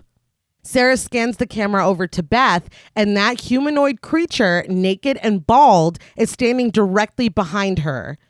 Juno lights a flare and they all scream. It runs away from them and climbs onto the wall before climbing onto the ceiling. It's like, okay, it's just Spider-Man. Yeah. We're going to be fine. Holly's like, that should be my mentor. What am I fucking around with you for? The web slinger. But Sarah tells them that she told them she saw someone. But Juno rebuts that that is not a human being. It's like, come on, Yeah. Sarah. Sarah's like, sir. Yeah. Swear to God. I will say this creature reveal is a chef's kiss for me. It really is. Right. I read too that the people that play the creatures and the makeup that they chose for them, they were kept separate from the lead until the reveal. So That they is did so not smart. know what they were Right. going to look like. And I mean, they're fucking creepy. No, yeah. See, that makes okay because I was like, why is he lying to them? Because I read I read the story. You know, the shot where the creature that we know and can call a creature now is drooling. Yeah. Yeah. They said that they had told the cast that they were just filming them down a corridor and just wanted to film them walking away. Yeah. But they were really getting the shot of the creature drooling Yeah. in the foreground. Yeah. So that's why they lied. You're like, they knew. I was like, what the fuck are you talking about? But yeah, they didn't know. I think they had said something along the lines of they wanted to design the creatures to look a little like Nosferatu. I mean, I Alright, can yeah. definitely see it. And I do see that. Yeah. But they said that the makeup took 4 hours to apply. Holy shit. Damn. And that's just putting it on. Yeah. But they were dancing around in the featurette, which was very funny to see I would like to see because that. I spent the last 40 minutes of this film fucking Yeah. terrified of them. They're busting moves and shit. But intent on just getting out of there, they start toward a tunnel, but stop when they hear growling. They're forced into the middle of the chamber and hear the creature circling them. Sarah picks a tunnel, and helping Holly move along, the group follows her. In the next chamber, she tells Juno to get rid of her flare. She does, and they run further, only to run right into, and this is when I'm going to start referring to them as crawlers. Yes. Running right into a crawler. It screams at them and everyone scatters. Now alone, Holly is immediately targeted. It jumps on her and rips out her throat with its teeth. Holly falls, immediately dead, and the crawler hisses as it runs away. Now, it does look great, but I would like a quick moment of silence. For our beloved Holly. Yes, because it really hurt to see her go. And let's continue. And that was enough. Yes. Juno rushes to Holly to check on her and shines a light into her constricting pupils. But the crawler comes back and pushes Juno off of Holly. It grabs her and starts to pull her away, but Juno fights for her. The shot of her eye is fantastic. Yeah. Yeah. I've never seen a greener eye. Green like you never saw green. Yes. But The Sarah- Mothman's like, I don't even care. Right, you can have that. You can have that one. But Sarah runs through another tunnel and falls hard. She hits her head and the light on her headlamp breaks. Juno continues to fight for Holly's body, hitting the crawler with her pickaxe. Another crawler jumps on Juno's back, and as they wrestle, that first one just pulls Holly's body away. It's like, it really wanted it. Juno fights hard, though, and hits the crawler with the pickaxe until she kills it. She hits one of them in the face, and it reminded me of Josh in Insidious Chapter 2, and he's like, real pain. It's like, fuck. It's like, oh my God, because he looks like he's like, oh, damn. Yeah. And then he turns around still hungry. But it was quite scary. But Juno hears something behind her and turns, swinging her pickaxe and making contact. But it wasn't another crawler. It was Beth. The pickaxe goes right through Beth's neck. She stares at Juno with wide eyes as she gasps. She falls to her knees and pulls Juno's necklace from her neck as she drops to the ground. She clutches onto it and brings it to her bleeding throat as Juno backs away from her, her pickaxe dripping with Beth's blood and gore. I saw when she pulled it from her neck. I don't know that they needed to show it again in her hand. Yeah. Like, no, I got it. I've stolen your necklace. Like, it was just, I don't know. Yeah. But I know Beth was your favorite. Yes, I was really sad. But why did she sneak up on her? I don't know.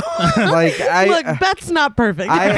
if I see you there, I'm gonna be like, hey, it's me or what? Something. Yeah. But she's just like, I'm gonna scare the shit out of her. I don't- It's like, why? You did that to yourself. She was doing the creep. Yeah. I'm gonna need you to stop defending Juno. That's what we have to start there. She did that to herself. I'm not. Obviously, it was a horrible accident. Right. But I mean, we go on from Yeah. here. Oh, that's, yeah. But Sam and Rebecca find each other in another tunnel, but the light on Rebecca's headlamp has gone dead. They turn on a giant green glow stick and walk right past a crawler posted up on the wall, waiting. I think, again, the green to kind of cut through, so smart, because the way that we're cutting back between these groups, Yeah. it could get a little monotonous in the color palette if it all looks like just a dark cave. Yeah. Right. But I loved that. But in the darkness, we see Sarah's daughter, Jessica, with her head turned away from us. She whispers, "Mommy, if you're really ready," and quickly she turns to look at us. But it's not Jessica. The face morphs into one of the crawlers and screams. Why are you laughing? I had two reactions to that. The first was, wow, Jessica was a crawler all along. Yeah. The crawler was inside her all along. But the second one was like, really? Yeah. Like, I don't know that we need that. Well, her wires are crossed, man. She fucking hit her head really hard. I guess so. I'll allow it this time, but Just this once. But obviously that was a dream. okay. Sarah wakes up from being knocked out from her fall. We see through the infrared camera that she dropped. She picks it up and she takes a look at the bones on the ground. They were wrong. They're not animal bones. They're hands, spines, skulls. They're human. Completely picked clean of flesh. Dude, they could kill a fucking chicken wing the way they're... Oh, yeah, no. There's nothing left. There is literally nothing. They need to go on hot ones. So that means somebody found a way in, we could find a way out. Right. Right? I mean, that's a good way to look at it. Again, very optimistic. But Sarah hears a crawler growl and hides deeper into the shadows, shaking. She looks through the camera, but there's nothing there. Just when she's about to come out, someone is thrown and lands in front of her hard. She slinks back and checks through the camera to see that it's Holly's body. The crawlers moan, calling out and yelling as they greedily eat her. This is actually a full body cast of the actress. Oh, wow. Yeah, even when they close in on her face, it's not her. That I was like, that's just her laying down. Just laying there. And I thought the same thing. That's crazy. But in another tunnel with their glow stick, Rebecca and Sam quietly make their way. They start to climb up another tunnel when they drop the glow stick. They abandon it to hide in the tunnel, turning off Sam's light as they cuddle up together. In her hiding spot, Sarah watches as the crawlers tear Holly's body apart. She shakes and this is how I would get as she accidentally lets out a gag. I was like, this is why Nate couldn't be in my... Yeah, no. I don't put me on your team because I will get us caught. But this draws the attention of one of the crawlers who brings its face right up to the camera, growling and staring with seemingly sightless eyes. Somewhere far off, Juno screams out Sarah's name and the crawler runs off in her direction. So this is where we're starting to piece together. Yeah, how they operate. Yeah. Juno uses her lighter and finds a breeze to follow, but she notices an arrow on the rock in chalk pointing in the opposite direction. In their hiding place, a crawler crawls right over Sam and Rebecca. It stops directly over them, screeching, its eyes rolling wildly. But since they're completely silent, it continues on as the score grows louder before stopping. This is when I would have really liked no music. That's fair. Yeah. Just them trying to be silent and this thing crawling over them and, rah, or whatever the fuck it's doing. I would have really liked no music here. I know that's nitpicky, but it honestly took me out of it a little bit. Well, I mean, you have that moment, especially with what they're trying to do. Yeah. And then they're just like a full Rah! score. It's like, okay, all right. I guess, does he hear that? I can't hear them over that. Yeah, that's... But after it leaves, they remark that it can't see them, but then Sam's watch starts to beep loudly. The crawler immediately comes back, but Sam is able to take off her watch and throw it. When he snaps his head back, that is so funny. Yeah. It's like, I fucking knew it. They hold each other as the creature takes the bait and goes after the watch. When it hits it with its face, the watch starts beeping again. Juno hears the beeping of the watch from where she is. She starts screaming after Rebecca. From their spot, Rebecca whispers to Sam that the way Juno is screaming is going to bring every one of them down on her. But Sam replies, as long as it's not down on me. Okay, and this never comes up again. Nope. Yeah. Yeah. I thought that was very cruel. Yeah.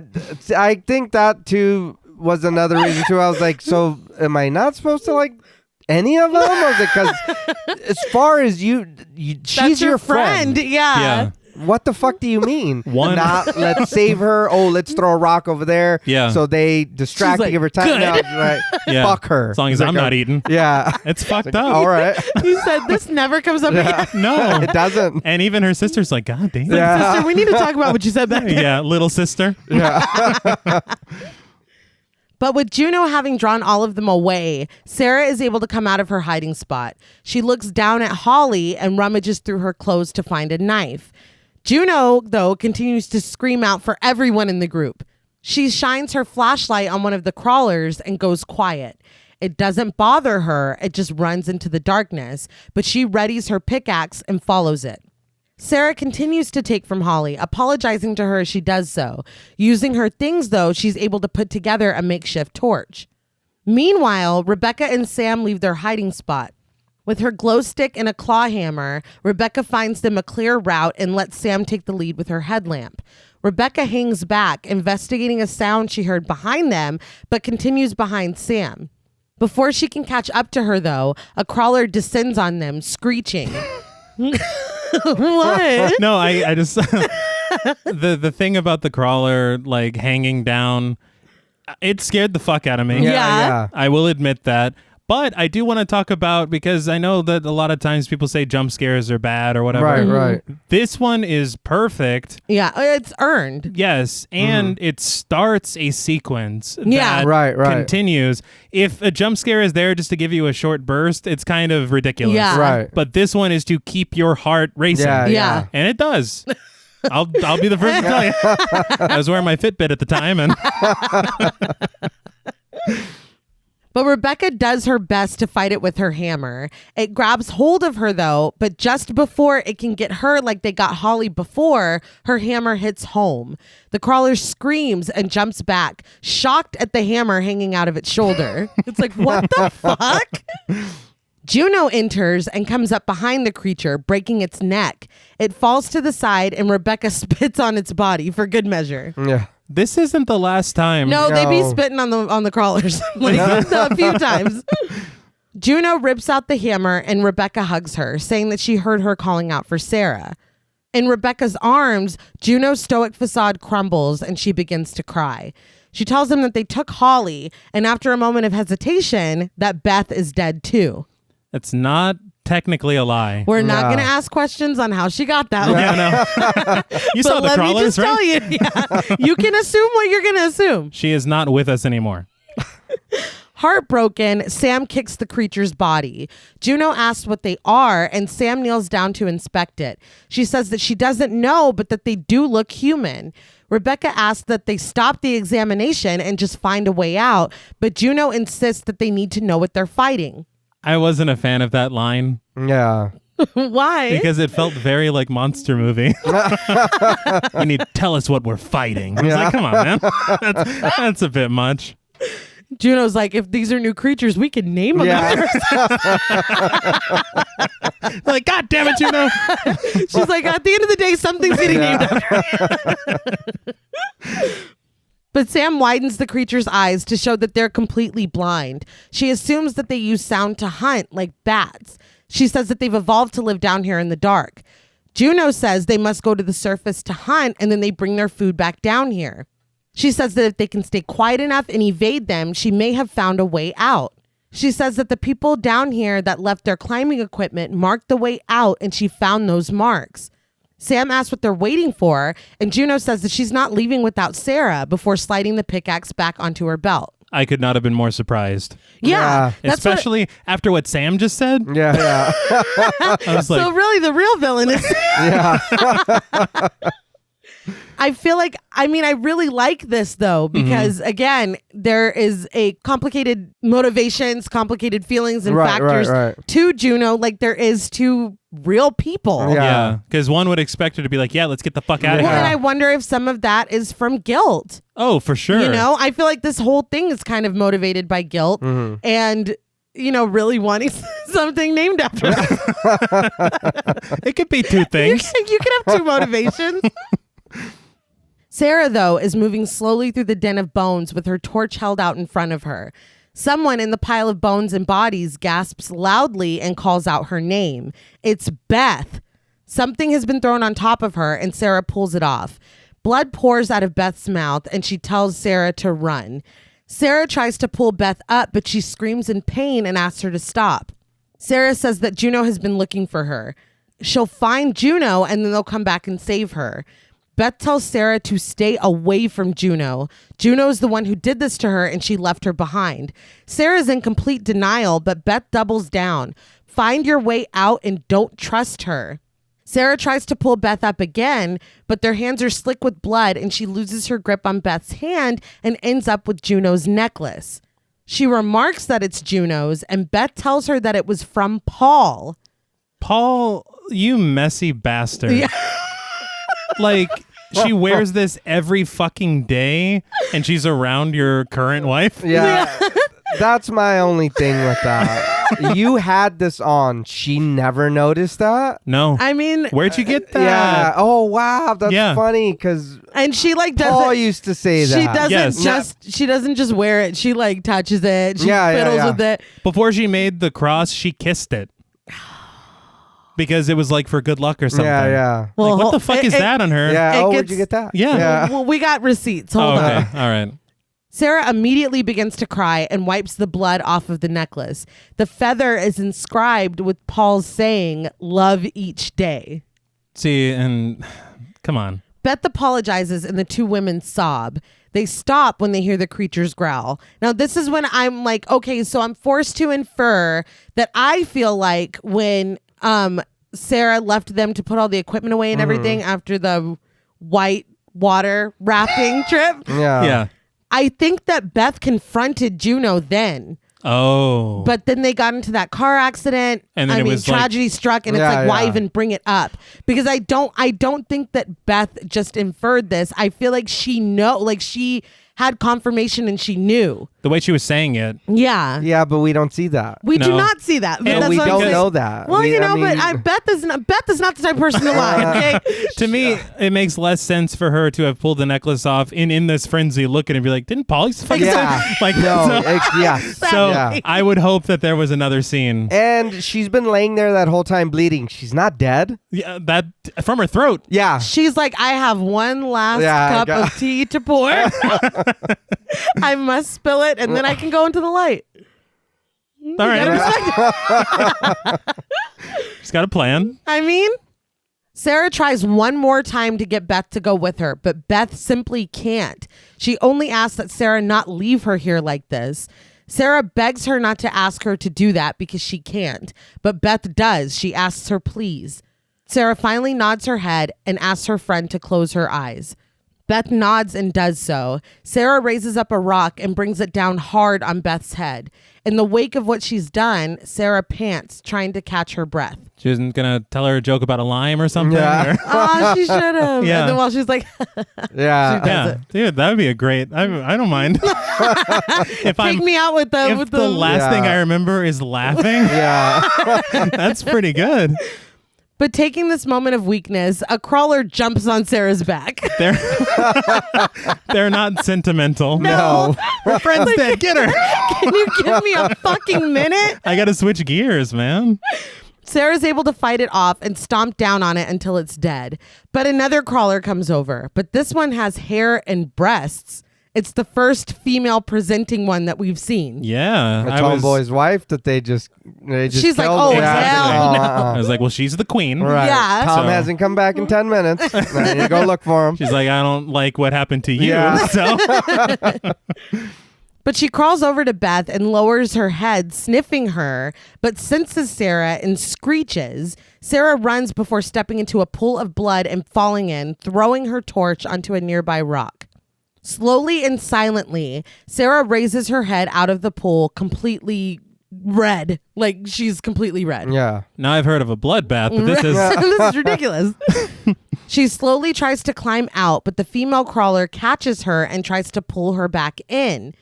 Sarah's able to punch her in the face and crawl onto the rock, but the crawler grabs her again. Sarah's able to reach for a sharp bone and stab it in the eye.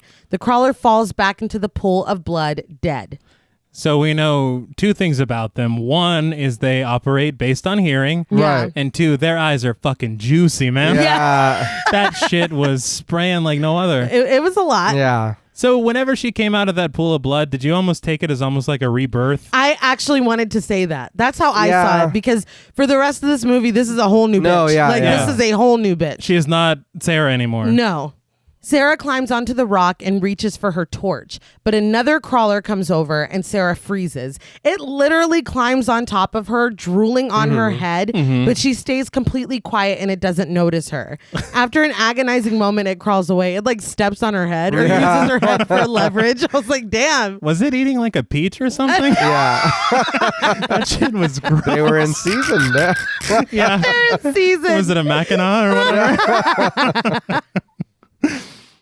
But after it crawls away, Sarah rises up, and when it screeches and turns around, she's waiting with the bone. She clubs it until it falls, and she beats its head in. It looks great. Again, Yeah. Yeah. She stands on the rock and lets out a scream. Elsewhere, Juno, Rebecca, and Sam hear her screaming. Juno wants to go after her, but Rebecca and Sam assume that she's dead and move on without her. see, Yeah. These sisters are what is they're going doing on? it for themselves.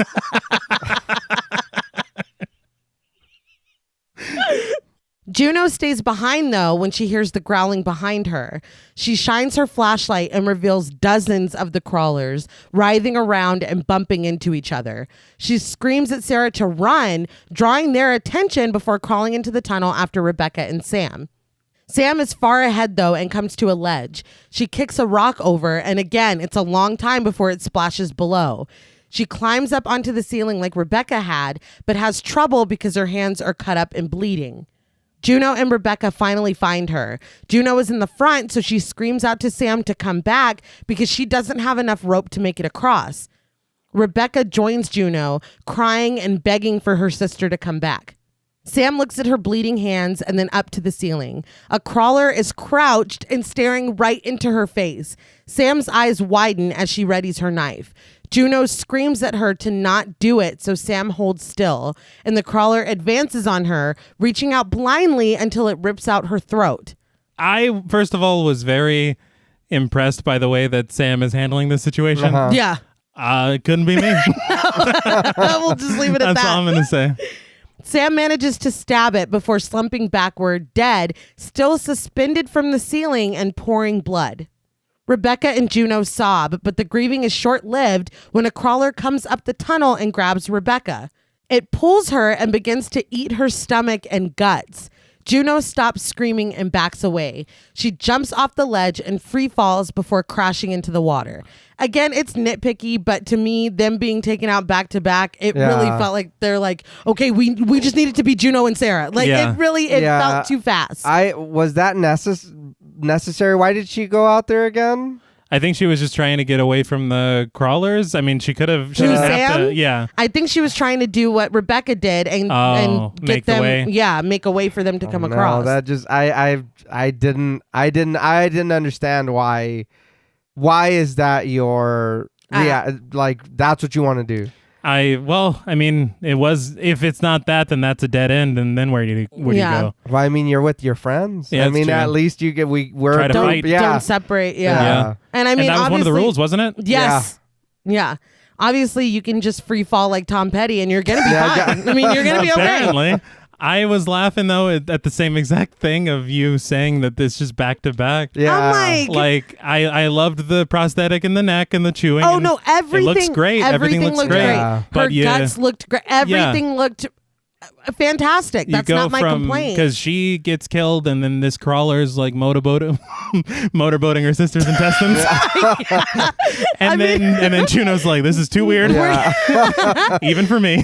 We're slowly picking them off one by one, Yeah. and the tension is mounting because you don't really know. I mean, we kind of know who's, Of course. but whatever. You don't know who's going to be next, and the fact that it's like, okay, there's 4 left, but we really just needed to be the 2 Yeah. of them. So boom, boom.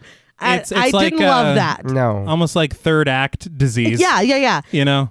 I can't remember what Krampus. Yeah. The same thing where you get to the end and it's just like we gotta cut the cast down. It's nitpicky, but I always feel that when it happens. This is about a boy and a goat. That's where we started. That's where we got in. Exactly. But it's like you could have spaced it out a little bit. Yeah. We could have. Give it 2 more minutes, even. Exactly, and I wouldn't even be bitching. No. But, I mean, Yeah. here we are. But Juno crashes into the water and sinks down to see a crawler floating motionless beneath it. It really gave me in the House on Haunted Hill remake when he's dreaming about the that's what it yeah. reminded me of. That's fair. But I mean, that has nothing to do with anything. That was a cool shot, too. Right? But she looks at it and it snaps back to life, growling and lunging for her. Juno is able to stab it and swim away, leaving the crawler to continue to float with blood pouring from its mouth. Was it waiting to scare her? Or? Yeah. I'm like, so now they breathe underwater. Yeah. I'm confused. It's a bit much. It's like somebody's gonna fall down here and I'm gonna fucking I'm scare gonna the get shit 'em. out of him. But Juno surfaces, gasping for air. She slings the bag of equipment across her back and uses her pickaxe to climb the wall of the cave. She sees an opening of a tunnel and tries to climb in, but is grabbed and pulled inside. Calm down, though, because it's not a crawler. It's Sarah, still covered in blood from her, Fucking- rebirth Yeah. baptism situation. She sticks her head out to check for crawlers, but only sees Sam's headlamp. She's still suspended and swinging at the top of the cave. And that's, again, a great little visual. Oh, yeah. yeah. Juno asks Sarah what happened to her, but Sarah only asks about Rebecca. Juno shakes her head. Sarah asks about Beth, and Juno tells her that she didn't make it either. Sarah asks if she saw Beth die, and Juno nods. Sarah just tells Juno to follow her. So she just lied. Yeah. That was a test, bitch, and you failed. With Sarah's torch and Juno's flares, they're able to light their way through the tunnels. They come to a chamber filled with crawlers poised and ready. Juno whispers at Sarah to keep moving, but Sarah stays put, brandishing her torch at any crawler that gets close. So again, the theme pops up.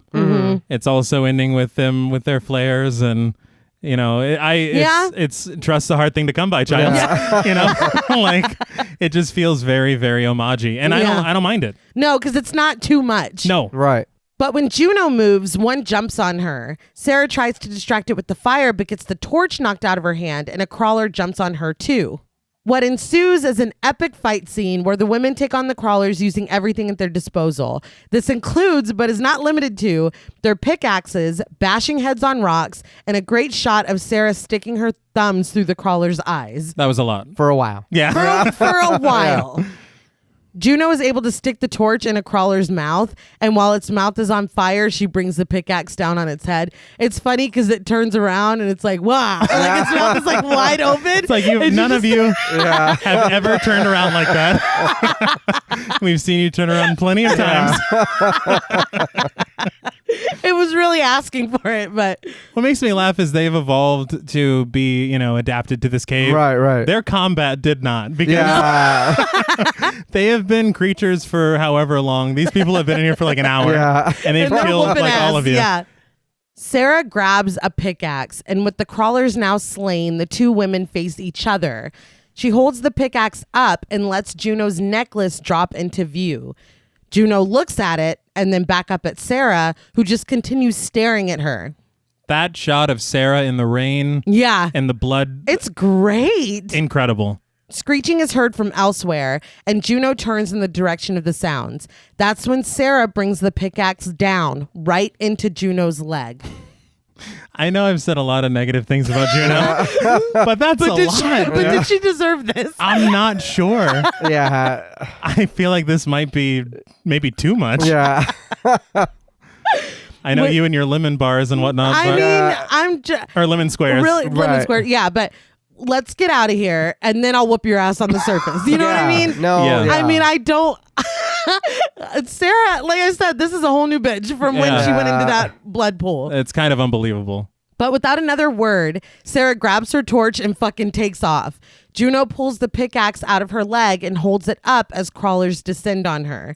So this was really like not it. This is I'm sacrificing you so I can get the fuck out of here. Yeah. Yeah. I mean, it wasn't even, oh, you betrayed me. I'm Yeah, gonna kill yeah. you. Like she's like, no, come get her. I'm gone. Yeah. Well, okay. So if you are Sarah, you have to think about all the stuff that happened with Paul, obviously. But then in the back of your mind, you're also like, she killed Beth. I mean, it's a lot. I'm doing to her what she did to Beth. Yeah. I'm not. Listen. I'm trying to play devil's advocate. I know that I said maybe it was overkill. I'm not going to sit here and act like I don't fully understand Sarah's motivations for doing this. Right. I get it, but I mean, one, it was an accident. She didn't hit that girl in the neck on purpose. But you know what? When she's talking to Beth and she's like, Juno did this, she's not like, oh, she didn't mean to. Yeah. Yeah, well, that's what I'm saying. Yeah. I snuck up on her. Sarah only knows what she was told. And and I get the necklace thing and all that, but I mean, still, I could tell you anything while I'm dying. Does that mean it's true? But this was true. We don't know. We don't know that. That is a fair point. It was We true. don't know It's that. like, you know how we've always hated Juno? Yeah. Well, she did this. Yeah. I could tell you anything because she fucking fucked me up in the neck and I'm laying here dying. Yeah. You know what? Fuck But her. the necklace. She was cheating. The She was cheating. telltale Yeah. necklace. Oh, She's like, I'm fucking her knee up. That knee is mine. She bought that before they went on. She had it in her pocket. No. So that she could like, look, check She it. didn't. Rubbed it in her own blood. She was like, check it out. Rubbed it in. Yeah. She's like, I'm framing this bitch. Yeah. She was mad. Yeah. Stop it. Sarah continues to run as she hears Juno screaming, but slips down a tunnel, dropping her torch. When she lands, she's among a pile of bones. She opens her eyes, noticing daylight. Immediately, and this is not the phosphorus daylight. Yeah, this yeah. is real daylight. Immediately, she races for it, climbing up a forgotten pile of human bones to the entrance for the caves. That shot, Yeah, chef's kiss. incredible. I was waiting for something to get her. Oh, yeah. I was like, something's got to grab her. it's- This is too easy. It's such Yeah. a wide shot, you Yeah. think something's going to crawl Yeah, up. yeah. Or be behind her or Yeah. something. The music swells, and I love the music here. As Sarah reaches her hand up through the grass and sticks and pulls herself out of the caves, taking a big gasp of fresh air. She runs through the forest, panicked and hysterical, and sobs when she finds the car. She starts it and drives away as fast as she can. When she's finally on the main roads again, she pulls over on the side of the road and sobs and screams. A log truck drives past her, honking its horn because she's not completely out of the road. This brings an end to her crying, but she rolls down her window and vomits out onto the street. I was like, it better not be a fucking crawler driving that truck. But I think we can say now that the final film that influenced this was Texas Chainsaw Massacre. Yeah. Absolutely. But when Sarah leans back into the car, Juno is sitting in the passenger seat, pale and black-eyed, completely dead. She stares at Sarah, and Sarah screams. The credits roll over the photo of the women, all smiling and excited for their trip into the caves. Now, I want to say very quickly that Americans, I guess, hated the original ending for this.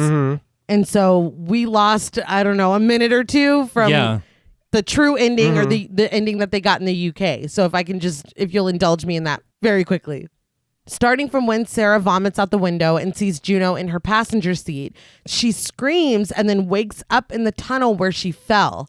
She hears the word mommy whispered, and Jessica's birthday cake with lit candles is slid in front of her. We see the regular 5 candles and then it pans over, and just for a split second, there's 6 on there. Right. Which is fucking, yeah. Yeah. But we see that Jessica's sitting behind the cake smiling. We pan over and Sarah is sitting on the other side of the cake smiling back at her daughter. But when we pan out, the light from the candles on the cake is actually Sarah's dropped torch, and Jessica is not there at all. Sarah is completely alone, sitting in a hatch in a never-ending wall of the cave, and the crawlers continue to screech and scream until it fades to black. And again, the credits roll over the photo of them before they left. So those are the 2 endings. I have to ask, what did you guys think of The Descent? And which ending did you like better? None. Okay. Why are you gasping? You said that at the top. Well, I'm dramatic. I like that. I did enjoy this movie. The ending, I felt like the ending could have been a little better. I won't even be like, they should have this, that, because I don't know. Okay. But it just didn't. Neither one of them worked for me. I don't understand the ghost part of this movie. It makes no sense to me, and I don't know why it's there.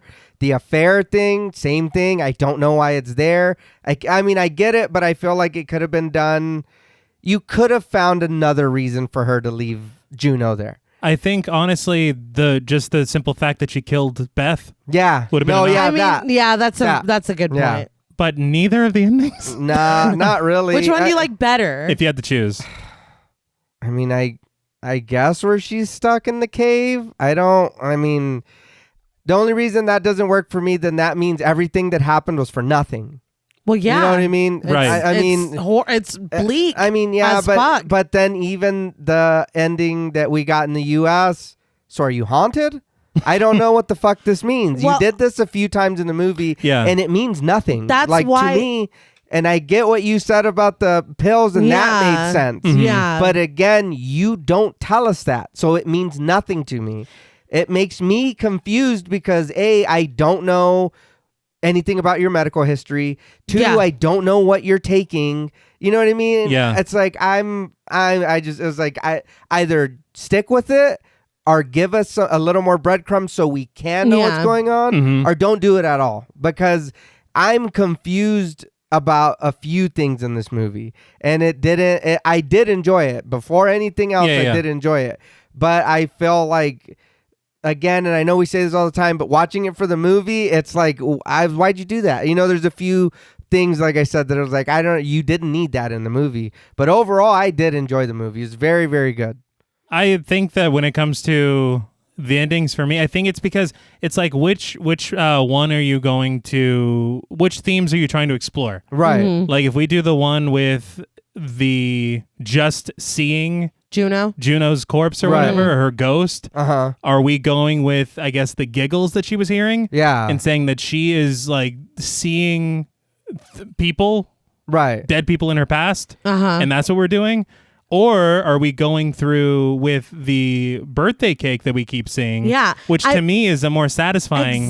Exactly. Because we've been following that thread this entire film. I think it works way better with if her seeing Juno was just another nightmare, because we've already set that up. Right. Then we can have the ending with the birthday cake finally bring a close to that chapter of these hallucinations that she's been seeing of her daughter with the birthday cake. Yeah. Because without it, and it's I don't mean to say it like this, but it's such an American ending. Yeah. I mean, that's why. No, yeah. Because I know that we've had moments of that or whatever, but I'm like, that's not this kind of movie. No, to be like, what? And then it's like, and roll credits. And then to have that photo, feel right. It feels very like fucking like, what's missing? Yeah. Or it would have been better if maybe she killed him. And then that's all right. No, there is a theory. That's actually a theory. There were never crawlers. That was all Sarah. Well, it would make sense because if she's seen the last candle on the end of the thing, she's that last candle that's going to die. Exactly. Yes. She killed her friends. She's that sixth one we just seen. Exactly. I feel that like would have been better to have like a extra twist. that would have. I would have been like, oh shit, you were the crawler the whole time. Stuff like that. You put on that costume. Stuff like that is right up my alley, but they did not execute that for that to be the twist. The one thing that they did have that I mentioned at the top that Neil Marshall took out, whenever she's running through that hallway and the lights are going out, and she's having like that vision or whatever, there's a silhouette of a crawler that was supposed to be there, but he took it out because he said if you leave that there, then that lends it's too definitely much. Her. Yeah, too much credence to that theory. I feel like if there was a way, I don't know, because they wouldn't be seeing it too. They would know that it's her. Yeah, and so they wouldn't be like, I'm not leaving without Sarah. It's like, no, Sarah's fucking killing us. Like, we need to leave without Sarah. That is true. That doesn't make sense. But if they had a way to make that work where maybe she's alone with someone and they get attacked and maybe they don't believe her that she saw this thing, or you know what I mean? Something like that. That would have been that would have been great. And that would have played to the sisters being like, as long as they get her and not us, you don't know who to trust because it's like something's killing us. No, it's not. You are. Yeah. It's like we don't want, Which leans back into the Thing vibes. Yeah. So, I mean, that would have been really fucking cool. But I love the theory, but it just doesn't make sense for me because they were all attacked together. There was another theory that I read online. I can't remember which blog. I do apologize. But they had posited that maybe they never went to the caves at all. And this is all taking place in Sarah's mind in her hospital bed. And each girl, because of their different personalities, represents a facet of Sarah. And the crawlers are her subconscious killing them off. and she's escaping to finally become herself again. I disagree with that reading. Yeah, I don't. But I think that if this film has so many different interpretations about it, that's interesting. I feel like, if we go like kind of the Babadook route of this crawler or the group of crawlers being her grief or her anger, I mean that I love shit like that. Right. But I just don't. No. I don't see how that could be. I think I would love it. Yeah. But I don't see how that could be. To me, I think all of this really happened. Yeah. And I think that the ending with her and her daughter thematically makes way more sense. Right. And it's very sad. It's Yeah. very fucking bleak because you see where she's at. She's dying here. Like, this is it for Yeah. her. But in her mind, she thinks she's with her daughter again. So it's not. So it's almost Yeah, like yeah. this mercy of, this is the end, but isn't this a nice way for her to go if she has to? You can be the sixth candle. Yeah. Yeah. I mean, to me, it's the perfect ending. Like you said, with the American one, there is just something missing. Yeah. Where I just don't like that jump scare. Yeah, but I mean, It's- don't the Final Destination or Urban Legend do some shit like that at the end? Well, I'm sure. I mean, Right. yeah, but that's not. That's Yeah. an it's a American different- ending. Exactly. And that's- Exactly. that's the exactly. problem. Yeah, that's But this is a British film. yeah. It's like We're remember- drinking this film with our pinky up. Yeah. Okay. Remember that Treehouse of Horror where Homer wakes up and Burns is still on his neck like that? Yes. And he just screams and that's it. It's like that's funny. Like Yeah, that's yeah. not a good ending. So I think that's what bothers me is because I love this movie so much for all the good things that it is. It's very effective as a horror film. Yeah. I love getting the rug pulled out from under me like this. But the ending just kind of It's a lot. and Yeah. and all I can say is the American ending is like that. Because if we had gotten that full bit and then it cuts to that photograph, that's great. Yeah. I think. I'm sorry. Yeah. I don't know. I feel like one of them should have got out. Yes. One of them should have got out. Period. I think that could also work. I agreed with you instinctively, so my heart must be, even though I just said it was perfect. Well, I mean, like I said, they went through a lot of shit. At least one of them should have survived. I think that's the only thing that hurts me for her getting stuck in that little room. Is that it was like, man, then For why what? did I need to watch this then if they're all dead? I don't. I mean, I get it. I mean, really, I get it, and I get it's a movie, but it's just that. It's like, you took me on a ride for what? All the people that if I cared about any of them, they're all dead anyway. So it's like, well, thanks. It's like, what the love fuck? that Yeah, it's like now my That's how favorite you watch character is movies. not coming back in the second movie, or It all meant nothing. it means nothing. Well, I think the other thing as well is if she is getting out and she's being haunted by the ghost of Juno. No. She did get out, but at what? Yeah. Well, but and it's that's what I was gonna say too. Was my first, because nobody was listening to Rebecca when she was saying what could happen down there. I was. yeah. About hallucinations. No, yeah. And so she was down there for so long. Maybe she's hallucinating Juno. Right. But Get some water. Yeah. but that doesn't explain what happened in the hospital Right. before she went into the Yeah. case. So I mean, That's I what don't I'm know. saying. Man. I'm trying really that hard. was the only thing that, for me, I can say really bothered me. I don't know why you brought this ghost bit in this movie. It doesn't. The caves, like you said early on, that's terrifying by itself, being It stuck is. down there. Yeah. Now you bring these creatures. Oh my God, my head's gonna explode. This is fucking. Yeah, this is terrifying. Tight spaces, and I'm being hunted by some shit I don't even know what's going on. You didn't need the ghost anything. I did not like that whatsoever. My knee jerk is wanting to say she's not a ghost, but I can't follow that up with the Yeah, You can't. I think that's why in the UK ending, if she's just a nightmare, Yeah. I'm Yeah. fine. No, okay, then I'll give you that. That's Yeah. fine. Oh, yeah, I'll give you that. But no. Yeah.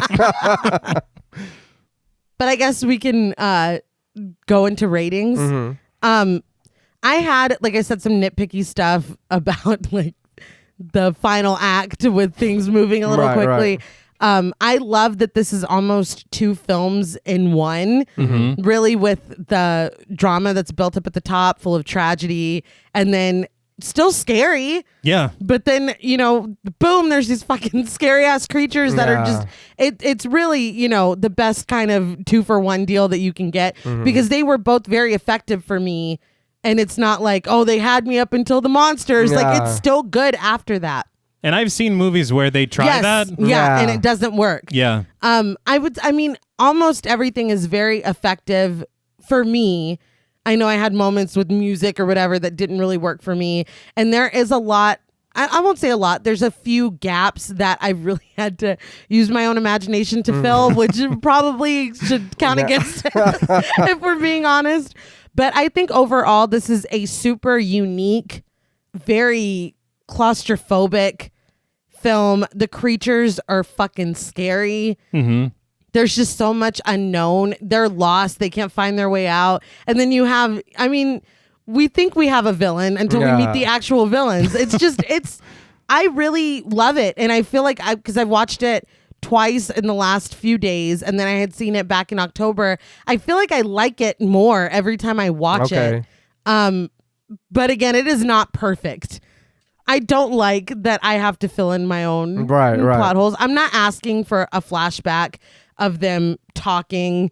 I don't know what I need to just cement that they had that conversation. Right. All you need is to show, or maybe they did show Beth looking over, but have her walk towards Juno. Well, see, she was like, no, you go on ahead and we'll clean up.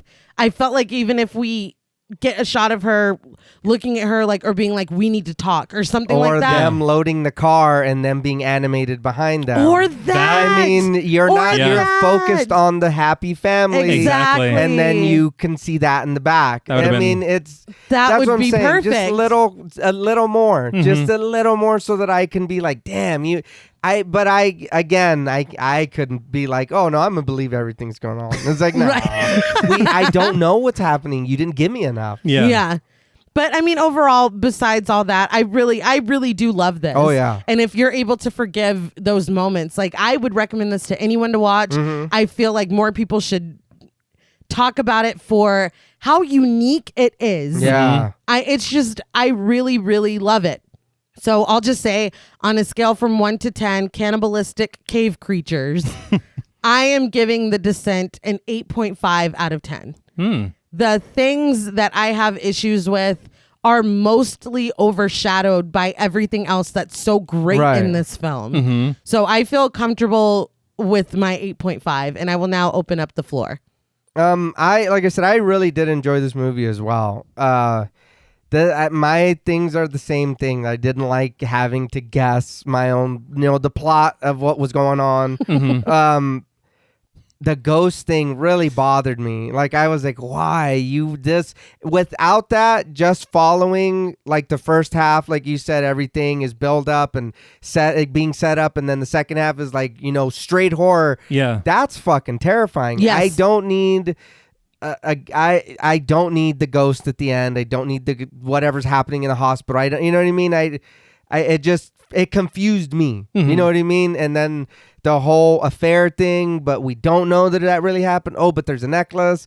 Oh, but again, too, I'm pretty sure a ring or something I bought your sister, there's somebody else probably got that same ring on somewhere else. That doesn't mean that I gave it to him. Right, you know what I mean? Listen, the affair happened. We all just need to accept that and move forward. I'm just saying it wasn't enough for me to give a shit. Okay. Like, honestly, I was like, oh, bitch, did you really, cheat? You know what I mean? You were sleeping with your homegirls. You know what I mean, Yeah. dude? Yeah. But I didn't have enough for me to be like, oh, that really happened. It was I do. Well. She made him lemon squares. Lemon squares, man. That bitch. Yeah. But it is a good movie, and I also would recommend anyone to see it. And I think the other reason that why I'm a little bothered is because that when they get in the cave, I was like, my heart already, like my body was sweaty. Oh yeah. I was like, I don't want to see them do this because I would never do this. Yeah. Then they get in the cave and I'm like, this is fucking terrifying. Then the lady gets stuck. And I was like, the whole time, that whole time from when they're in the cave to before she gets out, I was like, oh my God, this is fucking terrifying. Yeah. I myself, and most movies don't even frighten me, but this was like, oh, I hate this. So you know what I mean? For that, I'm like, damn, man, you guys, that's what I want. Yeah. This movie was fine by itself with that. You didn't need to add whatever razzle dazzle you thought was going to help or whatever. Yeah. Like you said, the American ending and the way you said it about, her being in there and imagining all that, and that makes more sense. So then I would pick the UK ending over the American one. But yeah, no, this movie was good. I did enjoy this movie a lot. I don't know. I never knew about this movie until we kind of started doing the show. Really? I never knew this movie existed. But it's a very good movie. So for me, on a scale from 1 to 10, cannibalistic cave creatures, I'm gonna give The Descent a 7.5. Hey. I did like this movie. Like I said, I know you were sold really quick on hating Juno. Yeah. But I was not. Because like I told your sister, the thing was like, yeah, I get it. You made a mistake, whatever. If that's what we're, led to believe, whatever. You're saving your friends in there. You're killing these animals for them. And even if it's guilt, you're trying to find your friend to make sure she gets out. Yeah. Then this bitch stabs you in the leg and takes off. Yeah. In all fairness, she was not there for the hero arc. She literally did a 180. Yeah. Damn it. That's true. Like, come on, dude. And it, like you said, we're really friends. Kick my ass up there when we're out of here. Yeah. Don't fucking leave me here because I was coming to look for you too. You heard me screaming your name and you heard another girl said she's looking for you. Fuck, are you? This is how you repay me? Because of a necklace? Yeah. Yeah. It's not because of a goddamn necklace. I know. I'm just fucking around. but again, friends. Yes. Grown up thing to do, whatever, mature thing. I got your necklace. You know that I know now. Yes. Let's get out of here together, and we'll- then we'll deal with this after. Did we lose enough friends today? Yeah, no shit. One of them's still dangling over there. You really fucking... One of them's a fucking chandelier now. Yeah, it's like, this is what you want. Like, they got nice lighting now. Yeah. It's like, what the fuck? But, yeah. But it is a good movie. Very good movie. Yes. To put it, yes. I will agree. I think it's very good, especially, and I know I said this at the top, but this era of horror for me, there's a lot of unappealing, A lot of misses. Yeah. early 2000s horror, and I know a lot of people love it, but it's not my bag. Right. But I do want to call out positively the cinematography, production design, performances, the characters, Yeah. the editing. Like, it's very well done. Yeah. But on the positives is some of the writing. On the negatives, Some of the... some of the writing. I just feel like, I don't know, there was a lot of stuff like you guys were talking about that we shouldn't have to fill in the blanks on. Yeah. And could be very easily solved with a little one shot and fix everything. But it, to me, and I can't even say the ending because I love the UK ending. Right. Yeah. But I really, really don't like the American ending. Yeah. But considering the fact that that was what was on the print when I saw it, Yeah. I mean, I've only known the American ending until today when I watched the UK one. Really? Yeah. All right. I didn't know that existed until I watched the UK ending today. Damn. So my whole existence knowing this film has been like, it's a great film with a really bad Shitty ending. ending. Yeah. Yeah. So, I mean, I don't know, but definitely agree with you in suggesting this to everyone. It's a very good piece of horror, especially the matter of having the rug pulled out from under you. Oh, yeah. Fantastic. But for me, on a scale from 1 to 10, cannibalistic cave creatures, I am going to give The Descent an 8. Right in the middle. Yeah, right in the middle. Because, I mean, I don't know. I feel like there is some stuff that I'm not too keen on. Yeah. But I do think that the good in it really does. Oh, no. Yeah. You know. Shine. Exactly. Yeah. It's like a flare in a dark. There you go. It's not real shine. It's just a phosphorus up there.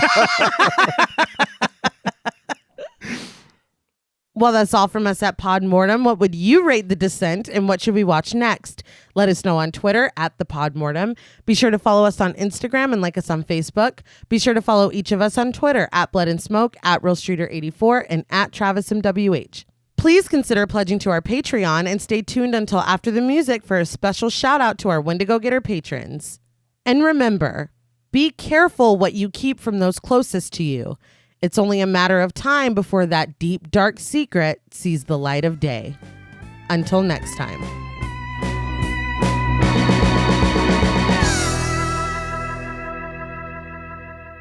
Thank you for staying tuned for our special thank you to our Wendigo Getter patrons. Ooh. Yeah. All right. Yeah. We're just like call and response. Like, I don't know what that was. Yeah.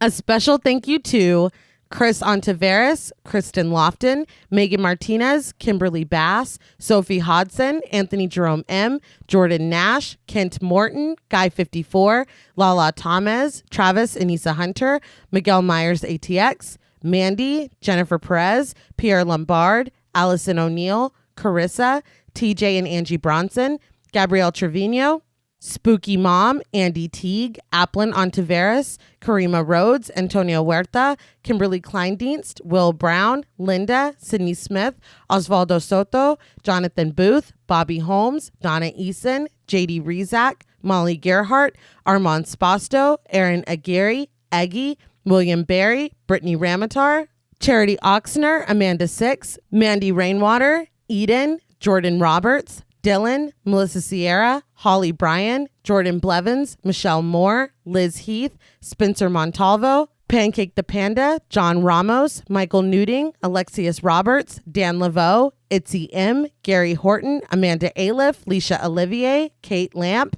Carlos and Sydney, Jessica Hunter, Helena Rudder, Alan Johnston, Nicholas Carter, Mariah, Livy Fun, Mandy M, Scott Troutman, Towton Watson, Mozzie Bear, Brittany G, and Dave Burke.